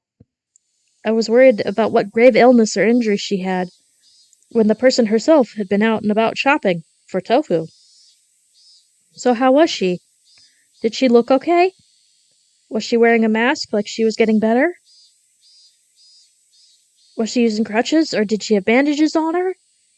No, there wasn't really any signs of sickness or injuries on her, but I should have felt relieved that there wasn't an illness or injury. But my anxiety wasn't going away, because Tomita-kun and Okamoto-kun's expression weren't looking any better. She apparently came to buy one piece of soft tofu, but my grandma said it was strange. Strange? Why? What's wrong with buying soft tofu? Irritated by how roundabout they were being, I had to desperately fight that irritation from creeping into my voice. Well, Hojo and Furude-san live by themselves, and they don't have that much money, right? So they only ever buy the cheaper, firmer kind of tofu. They never bought the soft stuff. It's the most expensive thing there. Soft or hard, they're both tofu, right? Maybe she just wanted to eat some great tofu or something. Well, maybe, but... I knew how transparent I sounded right then. This wasn't anything trivial. It was some kind of important clue. Not the cheap firm tofu, but the expensive soft kind. Shopping not in the evening after school, but in the middle of the day. I couldn't figure out what those things meant. As I thought hard about it, Okamoto-kun took his turn to speak. Me next. This is just a rumor, but apparently he's back. He? Who? Who's back? Hojo's uncle. Satoka's uncle. Right, I think Coach told me about him. Their aunt and uncle had taken them in after Satoka and Satoshi lost their parents in the accident. Hojo's uncle. They say he skipped to home last year, scared of Oyashiro-sama's curse. He's really scary and violent, like a gang member. Everything Coach told me came back in bits and pieces. Right. The mean aunt and uncle who tormented them all the time. I think he said that after their aunt was beaten to death by the deviant, he ran away to his lover's house in Okonomiya in fear of the curse. Why would she be staying home from school and shopping for soft tofu in the middle of the day just because her uncle came back? My underclassman clammed up and looked downwards. There must have been some big hint buried in there. Even if I didn't understand, if I told Mion and Rena about it, maybe they'd know something. Oh, my bad, you two. You were nice enough to talk about it, and then I started hammering you with questions. Oh, no, it's okay. Now we know that she hasn't been in bed this whole time, gravely ill. That's worth something, right? That might be true. But it still won't make the clouds over my mind fade away. Ah, my Ibara-san over there!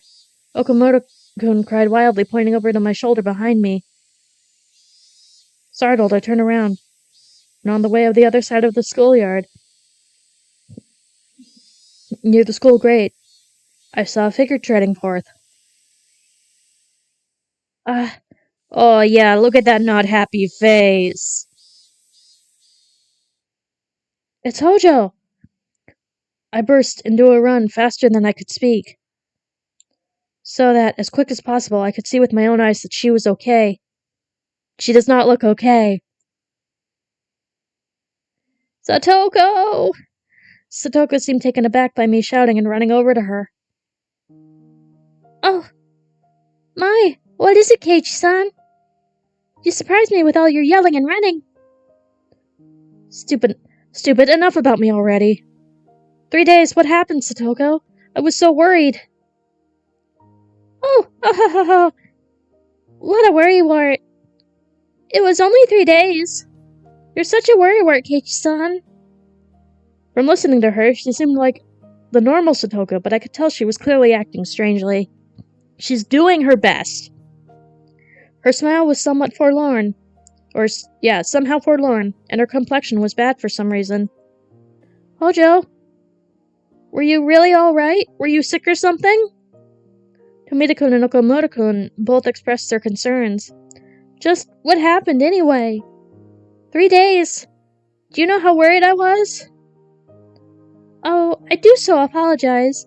I was just giving the house a good cleaning. We haven't used it for a rather long time, so everything was covered in dust. Huh? Satoko, what are you talking about? Why would you have to stay home from school to clean the house? Satoko didn't answer. Didn't answer me. Instead, she passed by me and headed to the entrance. Gosh. It's nearly about lunchtime, is it not? I'm just starving. It was certainly lunch break. I couldn't force her to stop after she told me she wanted lunch since she was hungry. Well, whatever. Rika-chan's been bringing your lunch for 3 days now.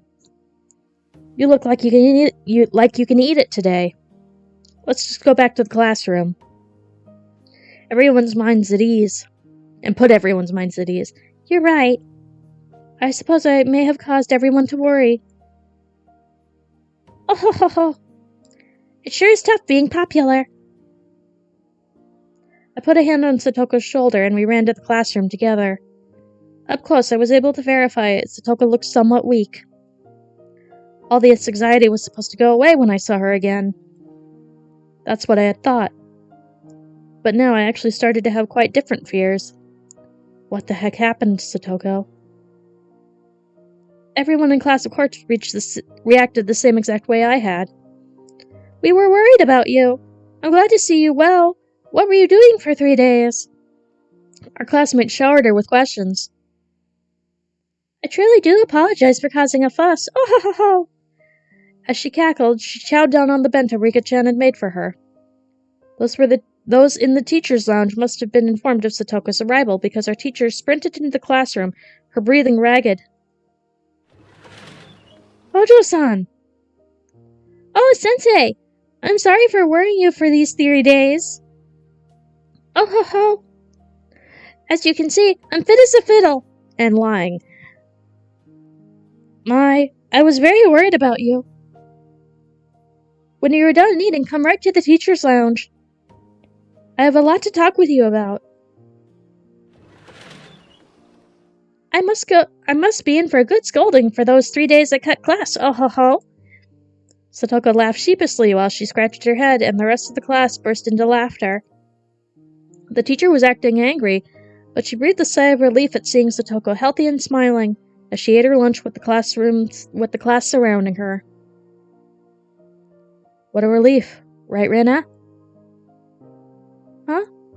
Oh, sorry. Yeah, I'm glad she's okay. I looked at Rena and knew. She had a sense that something was off about Satoko. I looked to see Mion detached from the clamor as well, with a somewhat grim expression. But Rika-chan, on the other hand, was smiling from ear to ear. She spread out the bento boxes one by one as Satoko finished them. Finally, Satoko was satisfied, and after enjoying a thorough conversation with her classmates, remembered she had been called to the teacher's lounge. It's such a pain, but I think she'll be angrier if I don't go. I'll go with you. Satoko rises from her seat and Rika-chan runs over to her. I do apologize, Keiichi-san. I'll be right back after getting scolded. Hi, welcome back, Liv. Right. I mean, I could go with you too. We're all comrades and getting scolded by the teacher's lounge ever since the curry incident, right? That won't be necessary. Keiichi should... Excuse me. That won't be necessary. Keiichi should mind the place while we're away. Rika-chan's words were gentle, but the firm rejection was clear in her eyes. The two of them exited the hallway, walking shoulder to shoulder. After seeing them off, the class breathed a collective sigh of relief, broke apart, and went back to their usual lunch break banter. We, however, couldn't get back to how we usually were. Not I, not Mion, and of course, not Rena. They stared at the classroom exit Satoko and Rika-chan had left through it, their expressions a little distant and grim.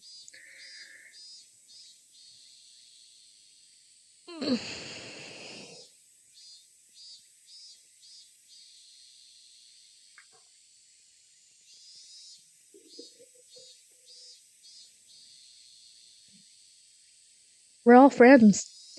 Isn't that right? I blurted out something strange, so Mion and Rena turned around with dubious expressions. I won't keep anything from my friends.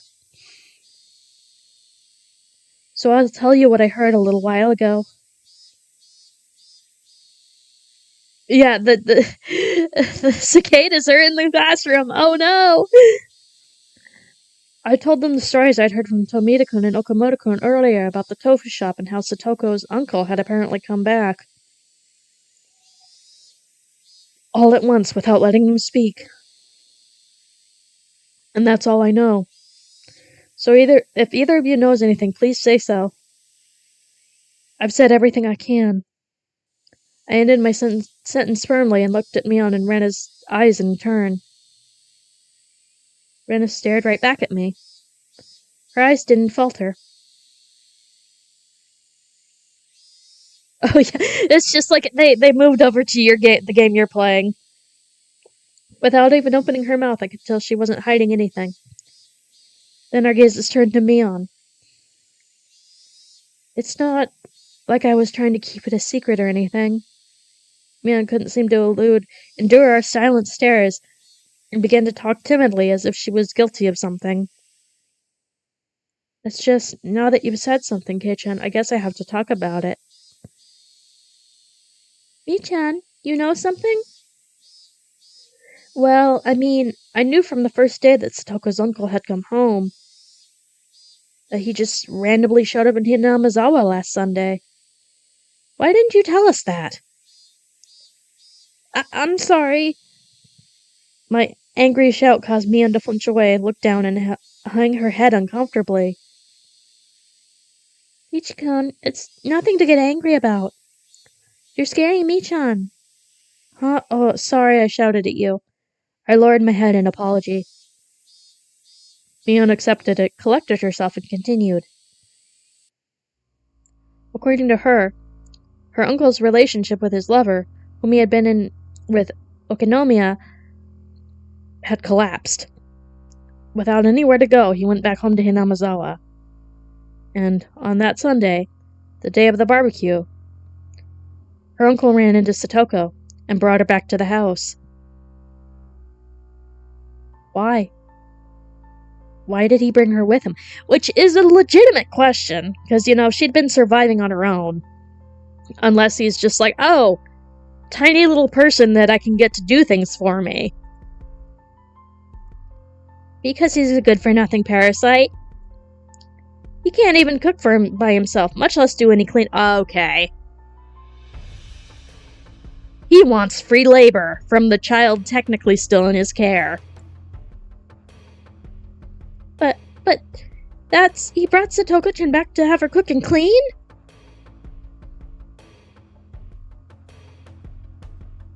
I remember that she'd said she'd been cleaning the house when I met her back at the school gates. A moment later, the pieces fell into place, into a jigsaw puzzle of unease. As for what the puzzle depicted, when I saw it from afar, basically, he is not a good character. He is not a good person. We do not like this man. And no. I could see the answer clearly. Oh, we're getting to that. Weedy, you think you're being ironic, but wait a minute. Satoko was locked up at home and tormented into doing the housework. Those are the rumors. If you knew that, then why didn't you speak up? I nearly yelled that at Mion, but hastily stopped myself. Mi-chan, is that true? I haven't seen it myself, so I don't know if it's true or not. Mion looked down again, staring at the floor, and grew quiet. Just like last year. Like when they lived with their mean uncle and his wife. But this uncle is completely helpless when it comes to housework, right? If Satoko's that important, then there wouldn't be any reason to torment her, would there? Ichikun, I don't know what grounds you have for saying that, but you shouldn't be so irresponsible. Rana clearly and directly got mad at me. You don't know much about this. You don't know much about this, so don't talk as if you do, though. Yes, it's clearly what she meant. Fine. Then do you know something, Rena? I don't know anything either. I didn't know her uncle had taken her away from the house until hearing it just now. But the situation is different from a year ago. The situation is different. What does that mean? There are two less people. The wife is gone, and Satoshi is gone. So it's just him and the small child in his care. Satoshi-kun isn't here. Satoshi really cared about his little sister. He always stuck up for her. He was her shield, so that she would be affected just a little less by their mean aunt and uncle's fighting. Yeah. The mean uncle and Satoko-chan are the only living ones right now. Living there right now, yeah. Can you imagine how stifling that must be, Keiichi-kun? He only ever came back because he only even came back because he broke up with the woman he was staying with. Yeah, I do not like Teppei Hojo. I do not like Teppei Hojo at all. This is how I feel about the man.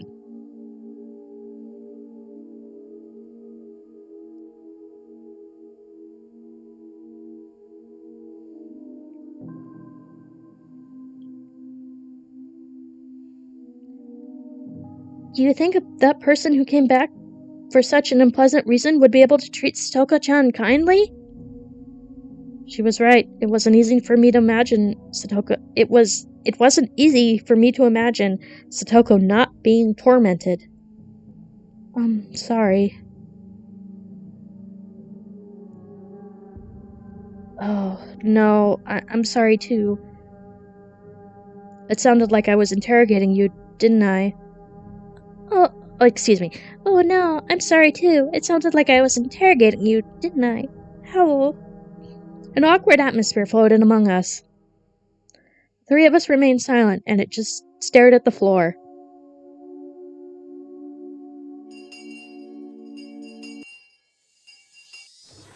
Finally, we heard the principal's bell ringing. The teacher came back with Satoko and Rika-chan at her side. Yeah, right. That will probably be next stream, though, because apparently this chapter is shorter, and so we're probably going to get into the actual meat of it next time, and then we will be proven correct. All right. We're starting afternoon class. Class president, please. Everybody stand up. Oh, I'm sorry. How rude of me. I couldn't read anything from Satoka's vaguely sheepish expression. But given the clouded look Rika-chan was wearing behind her, it was tough to laugh off the disquieting story I had heard from Mion.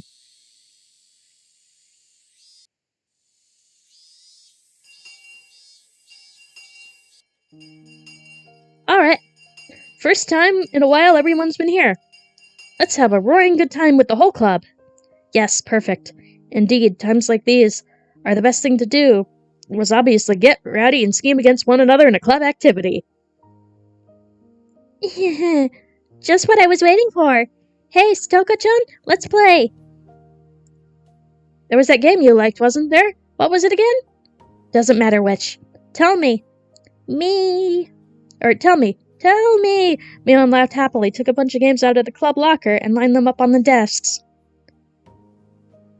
I think that was the first time Mion ever let someone else decide on a game for her. I could tell she was being especially considerate to Satoko. Thinking that, whatever her circumstances, if we could just enjoy our time together as a group, that might be a comfort, some diversion. Satoko seemed to understand her feelings too, and smiled vaguely, though pleased. But her head slowly moved from side to side.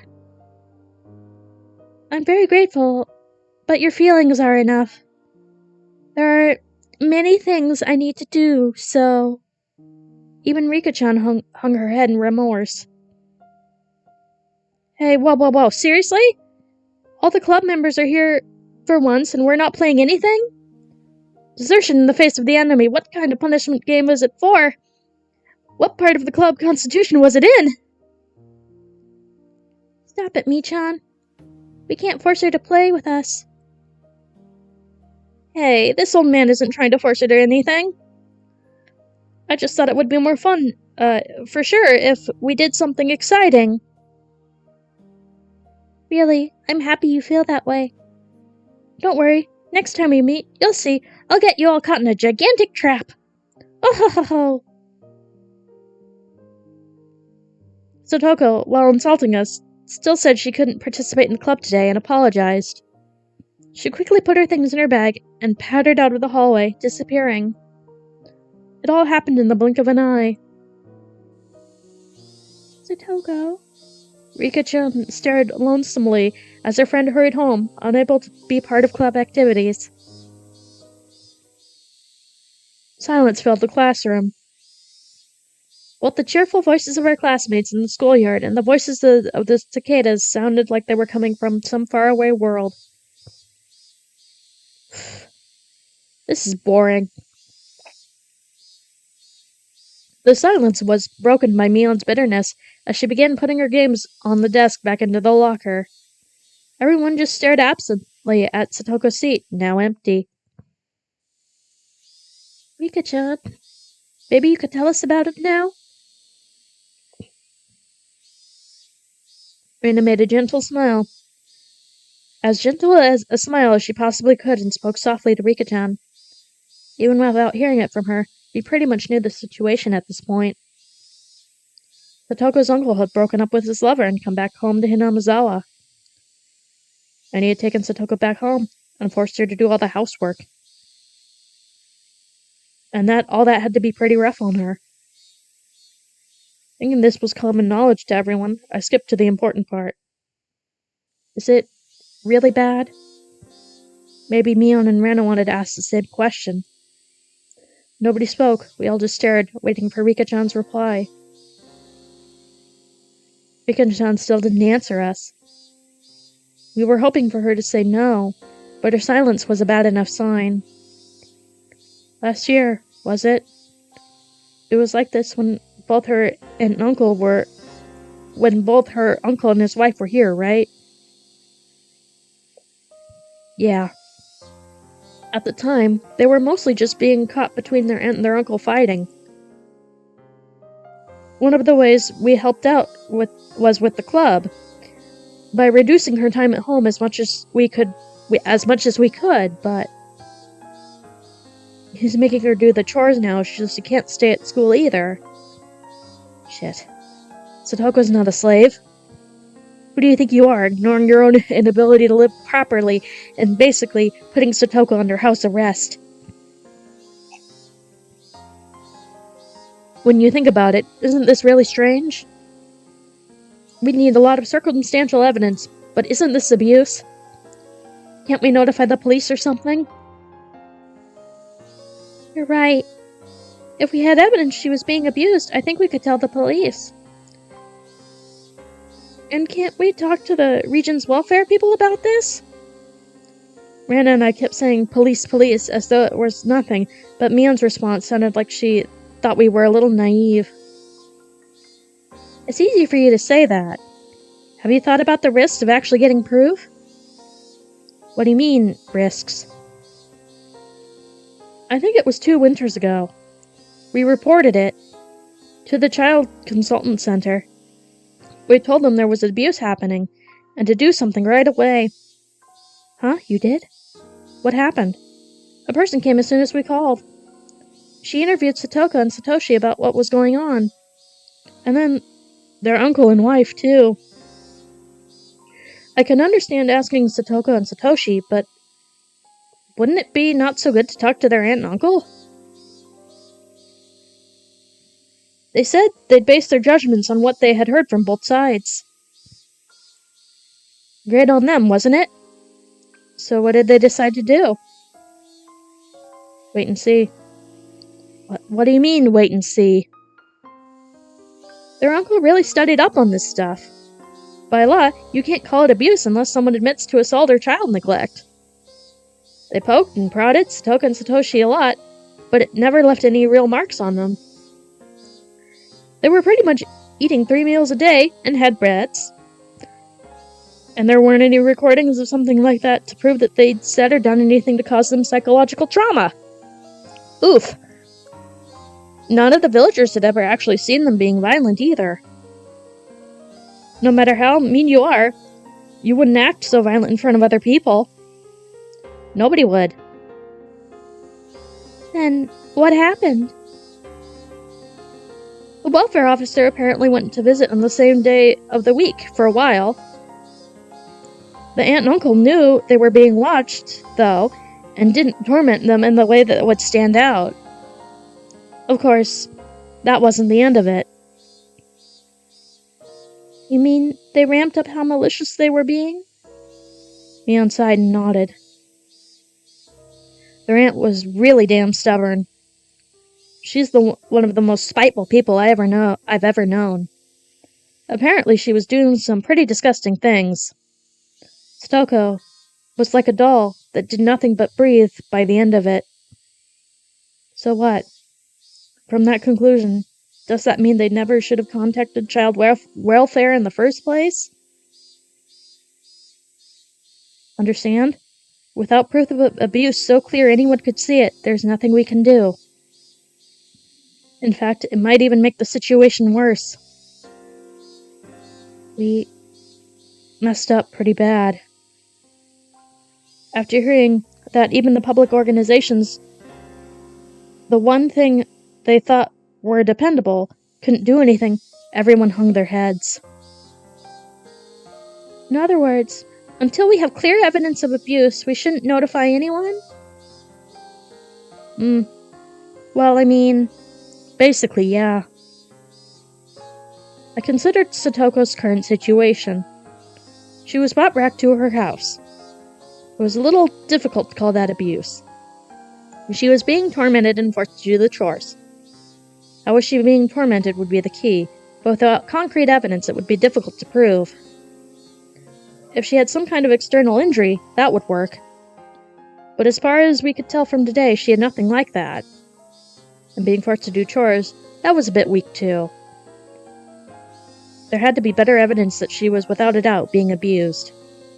And I know. Her uncle ignoring Satoko's existence for a whole year and went to live with his lover in town.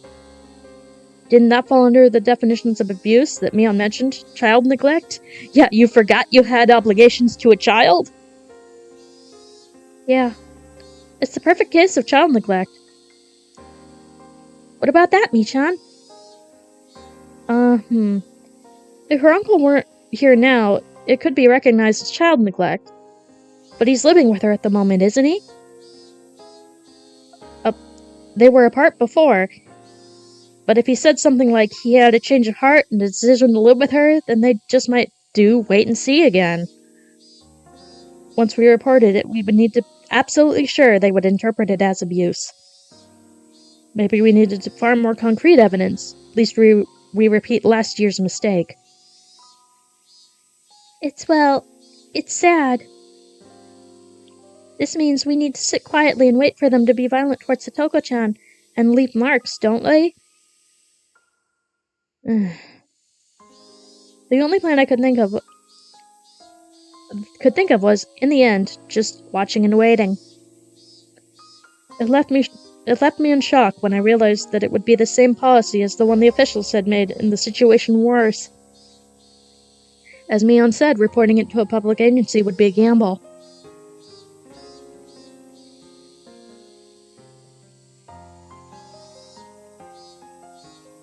If we were going to pick a fight, it would have to be one we couldn't afford to lose. And if we were gambling, even with enough money, without enough evidence, our defeat would be assured. I know, right? If we took the time to amass enough money that we could be sure of victory, then that would mean that pretending we didn't see Satoko's plight for a considerable amount of time. Sorry for bringing this up now, but how was Rika-chan able to live by herself? Rika-chan had lost her parents, if I recalled correctly. From what I'd heard, she had no relatives either. She was forced to live on her own as a result, but her life was unfettered, free of restriction. If she could somehow grant that freedom to Satoko too. I mean, Rika-chan, you're living without any parents, right? Don't kids with no guardians have to go to an orphanage and stuff? Ichikun, that's cruel. I'm not saying it to be mean. I'm only asking because I thought maybe there would be a hint to saving Satoko. Rika-chan, sorry if I offended you. Rika-chan shook her head, not particularly disturbed. Well, you see, it's because I'm considered the mayor's daughter. Let me explain. The mayor, Old Man Kimiyoshi, is Rika-chan's guardian. He got official permission from the governor of the prefecture. Huh. So you're adopted? No, not adopted. You can be someone's guardian without being in the same family. Oh, I get it. Rika-chan lives by herself, but by law she's considered to live with the mayor, right? Yeah, basically. That's how Rika-chan avoids being sent to an orphanage. Actually, it would be Child and Family Services, not an orphanage. Meep. I don't understand the hard things, but anyway, she's right. Interesting you should say that, Mion. You can be someone's guardian even if they're in another family? Then shouldn't we have the mayor or someone else become Satoko's guardian, if only on paper? Then she'd be in the same position as Rika-chan. And she could go back to her old life. Too bad it won't work. I mean, her uncle is supposedly her guardian. Wait a minute. You lost me there. What's a guardian exactly, anyway? In legal terms, a guardian and a parent weren't necessarily synonymous. So whoever is actually looking after her at home would be considered her guardian. Then her uncle isn't her guardian. He left Satoko by herself for so long. But if he insists he's her guardian, then that's it. It's been a few days since Satoko was taken back to her house. Her uncle's been paying for her meals since then, right? Sort of looking after her, so he'd probably insist. And even though he abandoned her for a year, he'd already looked after her for the whole year before that. But the mayor doesn't have that kind of history. So then, if both the mean uncle and the mayor request a guardianship at the same time, the uncle would make more sense? No, but he'd have a better chance. The term of guardian refers to the person actually caring for her, right? The uncle actually has a bed and food for her, but the mayor would just have his name. It wouldn't even be a contest. Then shouldn't the mayor just start caring for her for real? He'd be her guardian and name in reality if he did. We just need to shelter Satoko. That might lead to her uncle being desperate to take her back, but will stubbornly refuse him. It won't be that easy. Satoko is a growing girl, you know. It's not like giving someone a cat, you're asking to take care of a real person.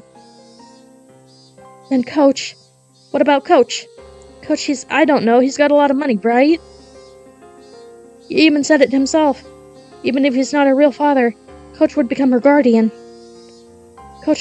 He would be great at taking care of her. Stop that. Stop thinking of Satoko like a pet. All you're doing is talking about pushing her onto someone else.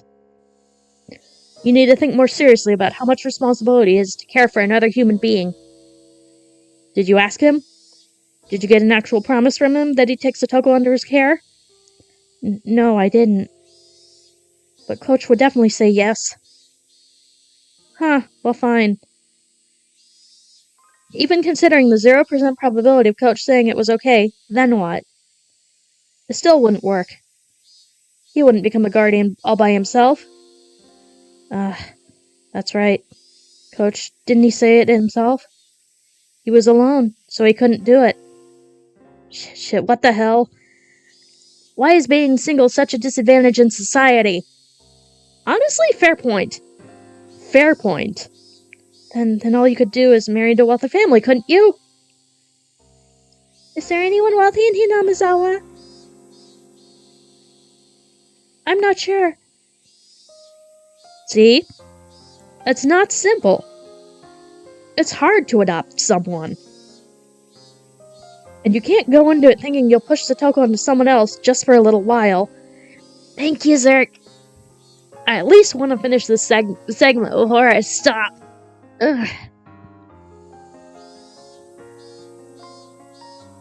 Oh, you want a smooch? Okay. Hey, Zerk. Mwah. You're great.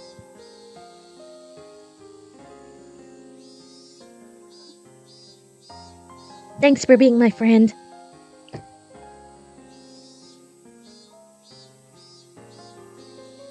You're being naive, Kei-chan. Shit, damn it, what the hell? I'm desperately thinking of how to save Satoko, and all you're saying is no, no. Don't you care about Satoko at all? Or you even worried about our friend one bit? What do you have to say for yourself? I didn't mean that. But it just won't be that easy, and... It's not that difficult of a problem. We just need to have some rich people look after Satoko for a while, that's all. Right. What about your family, Mion? You always brag about how great it is being one of the 3 families or whatever, don't you? But you said you must live in a gigantic house. My house? No, that wouldn't happen. My grandma would never allow it. And what about your relatives in Okonomiya? From what I've heard, they're living in luxury themselves. There are plenty of shops and relatives your relatives manage in town, too. Your family are basically millionaires, aren't they? No, that won't work. There is a stigma involved. Going to Okonomiya is even more out of the question. My father, he'd never let it happen, ever. Hey. Normally you act like some big high and mighty bigwig, and now you're being all spineless? What the hell? Are you just going to sit by and watch Satoko suffer? No, I don't, but... I mean, I want to help her as much as you.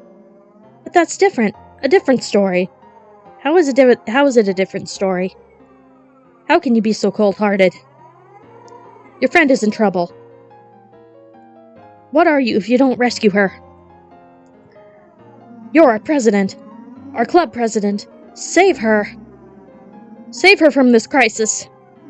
If you don't save her right now, you're not her friend. You're not even human. Oof. I don't know if you have any humanity left in you. Are you listening to me, Mion? My emotions all exploded out of me, and I didn't even give her a chance to say anything in response. I just wanted to make Mion agree with me, even if I had to force her. If she did, Satoko's problems would be solved. If pushing her would solve the issue, then I'd push her as much as I needed to. Why aren't you saying anything anymore?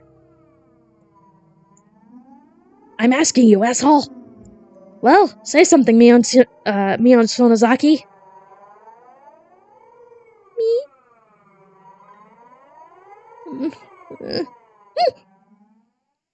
Mion looked down with a grim face and began sobbing. Her hands were clenched into trembling fists, and she rubbed her eyes to wipe away the tears. Was what I said actually that mean she can't do anything? She has power amongst her friend group, but as far as her actual reach in society, she's not the head of the family yet. This wasn't the time to cry. We're in a gambling room now, and we have to do something to save Satoko. And as I thought that, Rena spoke, her voice cold and incredibly calm. H-kun, if Mi-chan's family won't work, then what if we look for another wealthy family? I know someone in Hinamizawa who lives in a nice big house. Who's that? Oh, come on. You've got a splendid family and you're leaving it out of things? My family? My family is... Your friends, right? Save her, Keiichi-kun. Mi-chan is cold-hearted after all. Since you're so considerate towards your friends, you should lead by example. Just the 3 of you are living in that huge house, right? Then you've probably got plenty of spare rooms. You should just give a few of the empty ones to Satoko-chan. And then her worries would all be over. What's this? We're done already? That was pretty quick. Okay, great. Congratulations on solving the problem. Then are we done for today? I'm going to go home. Hooray, hooray. Maybe I'll go treasure hunting. I haven't done that in a while. I was so worried about Satoko-chan until now that I didn't feel like going to play at all. I wonder what I'll find today. How... Say something, will you? Why am I the only one talking? Say something, you bastard. Are you listening, Keiichi Maebara? Even the cicadas seemed to cower in fear. Rena, her shoulders were bobbing up and down, and me, who had forgotten to breathe. Mion, whose face had gone completely pale, and Rika-chan, who was keeping silent as if nothing had happened. The atmosphere in the classroom grew tight and stiff, and it petrified us where we stood. Rattle. The sound of the chair as Rena sat back down after having stood up finally allowed even everyone present to take a breath. Rena had shown me just how much I'd hurt Mion. And it's scary. After a few moments, Rika-chan cut into the frozen air. Yeah, I'm sorry, Rika-chan. Mi-chan, I'm sorry to you too. But I'm not sorry to Keiichi-san. I don't have to apologize to you, do I, Keiichi-kun? Yeah, I'm sorry. I'm sorry for being so unreasonable.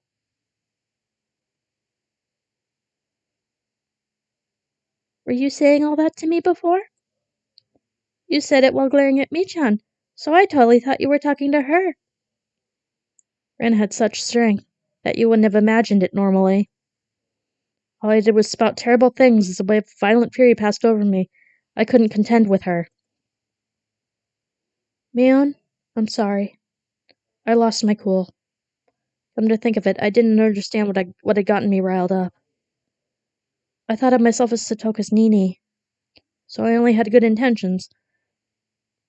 That I'd think about a little harder as everyone else, but... it's okay. You were worrying with everything you had, but all I was saying that nothing would work. So I'm sorry. I did something wrong too. Mion rubbed away her tears at the corner of her eyes with her fist and apologized as well. Bowed our heads at each other and looked down, without glancing at each other. Someone, I don't know who, heaved a sigh. Satoko being tormented had been known about since last year. How had the tragedy back then saved Satoko? How had they brought it to an end? Right. In the end, nobody could do anything. All they could do was bear it patiently and wait for those agonizing days to end. That's right. The one who brought it into those terrible days was some crazy drug addict nobody did. Was some crazy drug addict nobody knew.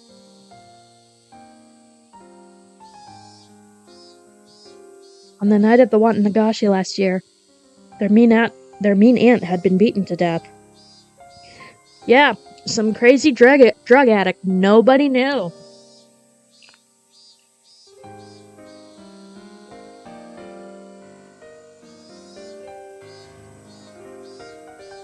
But it hadn't been done to save Satoko or it hadn't been done to save Satoko or Satoshi, right? It really was just a coincidence. Satoko's friends, who needed to do something for her most of all, could do nothing. The incident may have been a tragic one, but from Satoko's viewpoint, it was nothing less than a miracle. Yes, a miracle. A miracle one could only wait for. Is waiting all we can do? Not for evidence of abuse, not for something that minor? Huh? Wait. For what? A miracle. No one made fun of me for using such a crazy word. We couldn't come up with any solution, so it was the only thing we could do. We're powerless. That one word Mion dropped. It's hot.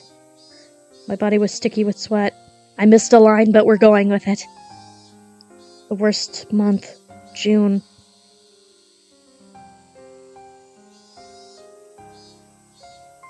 Now, is that the halfway point? Or...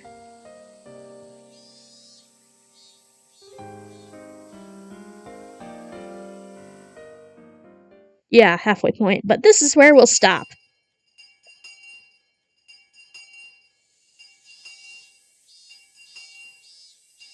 Alright, let us menu.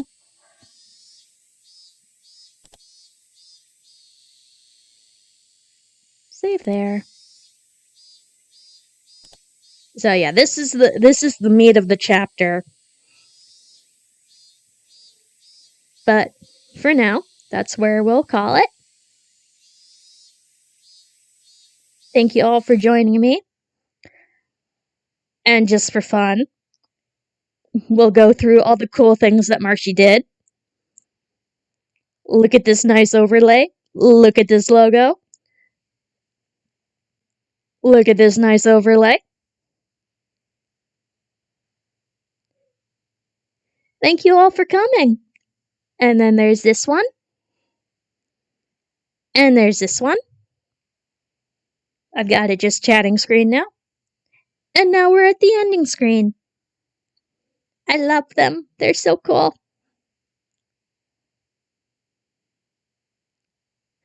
Didn't she do a great job? I need to fix the emote thing clearly, but in general, I like how everything looks. Anyway, let's find somebody to raid. Let's see, who's on right now? And I will most likely be doing Clanad with Marshy tomorrow. Speaking of. We're finally on the baseball route.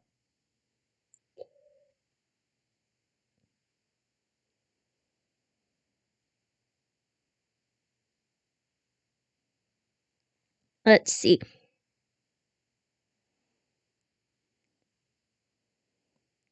Let's see, who is live right now?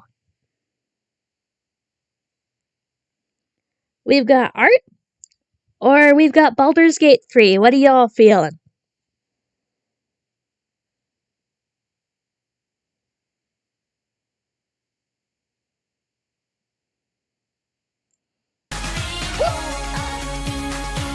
Soul, you made it at the last minute! Hi! Thank you for the resub! I'm glad work let you go! Okay, Art? So, I'm gonna send you all to Freya.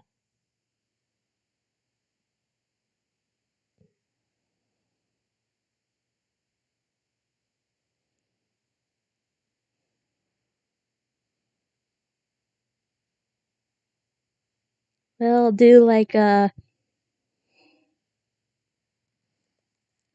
revamp or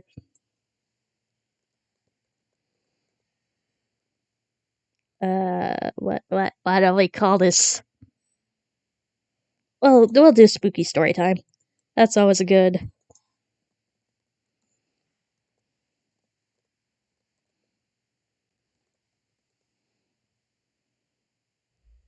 And use whatever emote you feel like.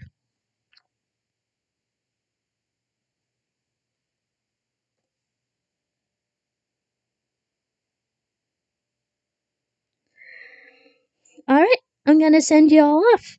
Have a good day.